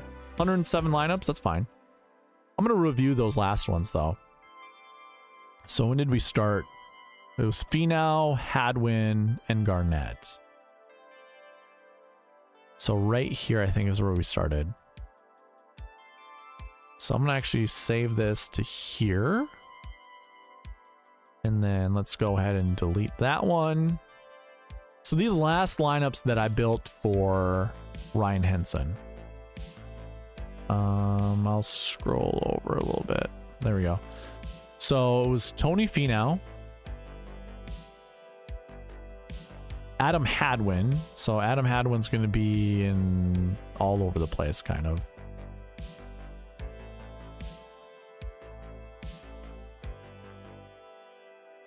He's either the third highest scoring or the fourth highest scoring, and it's just all Bryce Garnett. So either you added JT Poston to the mix with like Nick Dunlap, or you kicked out Dunlap and you put in Sam Burns. And it was a mixture of Mac Meisner, Mac Hughes, and then you had like actually, it was most likely no. It was Mac Hughes. It's kind of what you would mix in. So if you took out Nick Dunlap, you'd get Mackenzie Hughes quite a bit.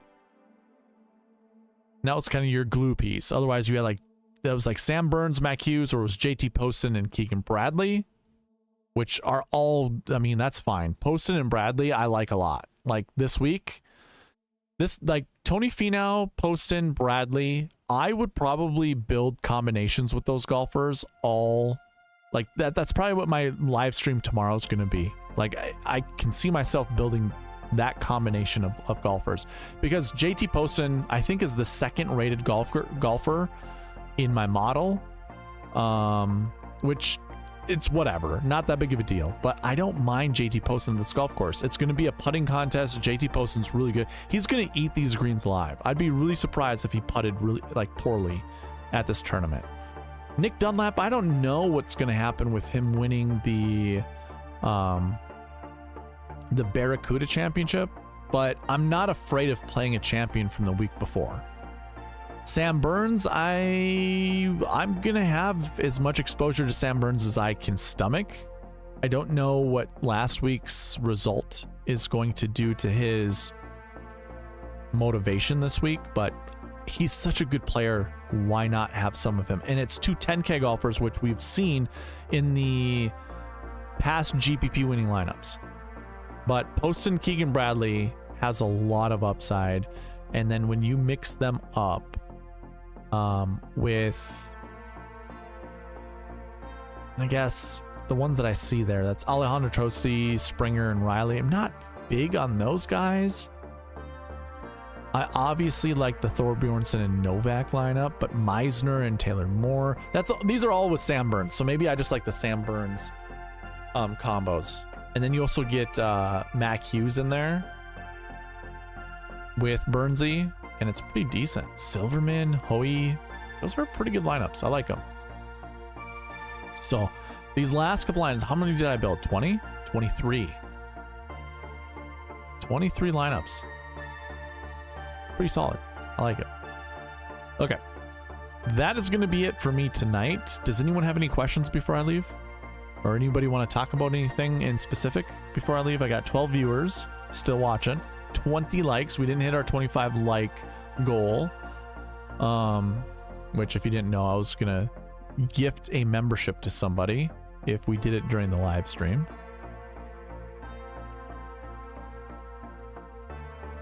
So yeah, that would be the end of the lineups. And if there aren't any other questions, I think we'll just call it a night. Get out of here somewhat early. Somewhat early.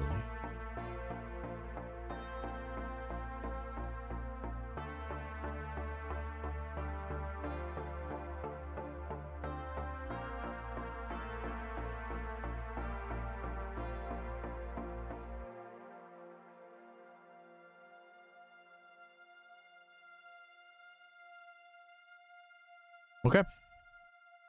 If there are no other questions... Tooch. Thank you, sir. Yeah, if there are no other questions, no one wants to talk about anything else, I think that's it. We'll call it a night. And again, tomorrow I will be live streaming. I'll be building lineups while talking to you guys if you guys want to show up. Again, it's just for white tier members and above. So hit the join button for the memberships if you want to join in, and it's the $4.99 a month. By the way, if you choose to do that and you want access to the website and you want to do a monthly subscription on the website, your $4.99 for being a member on YouTube will be taken off of your $19.96 for the monthly. Again, I don't want anyone paying more than $20 a month to access all of the stuff that I have. So it's available to you guys. Email me if you got any questions, but we're calling her quits. Thank you all for watching. Please leave a like on your way out, subscribe, all that good stuff.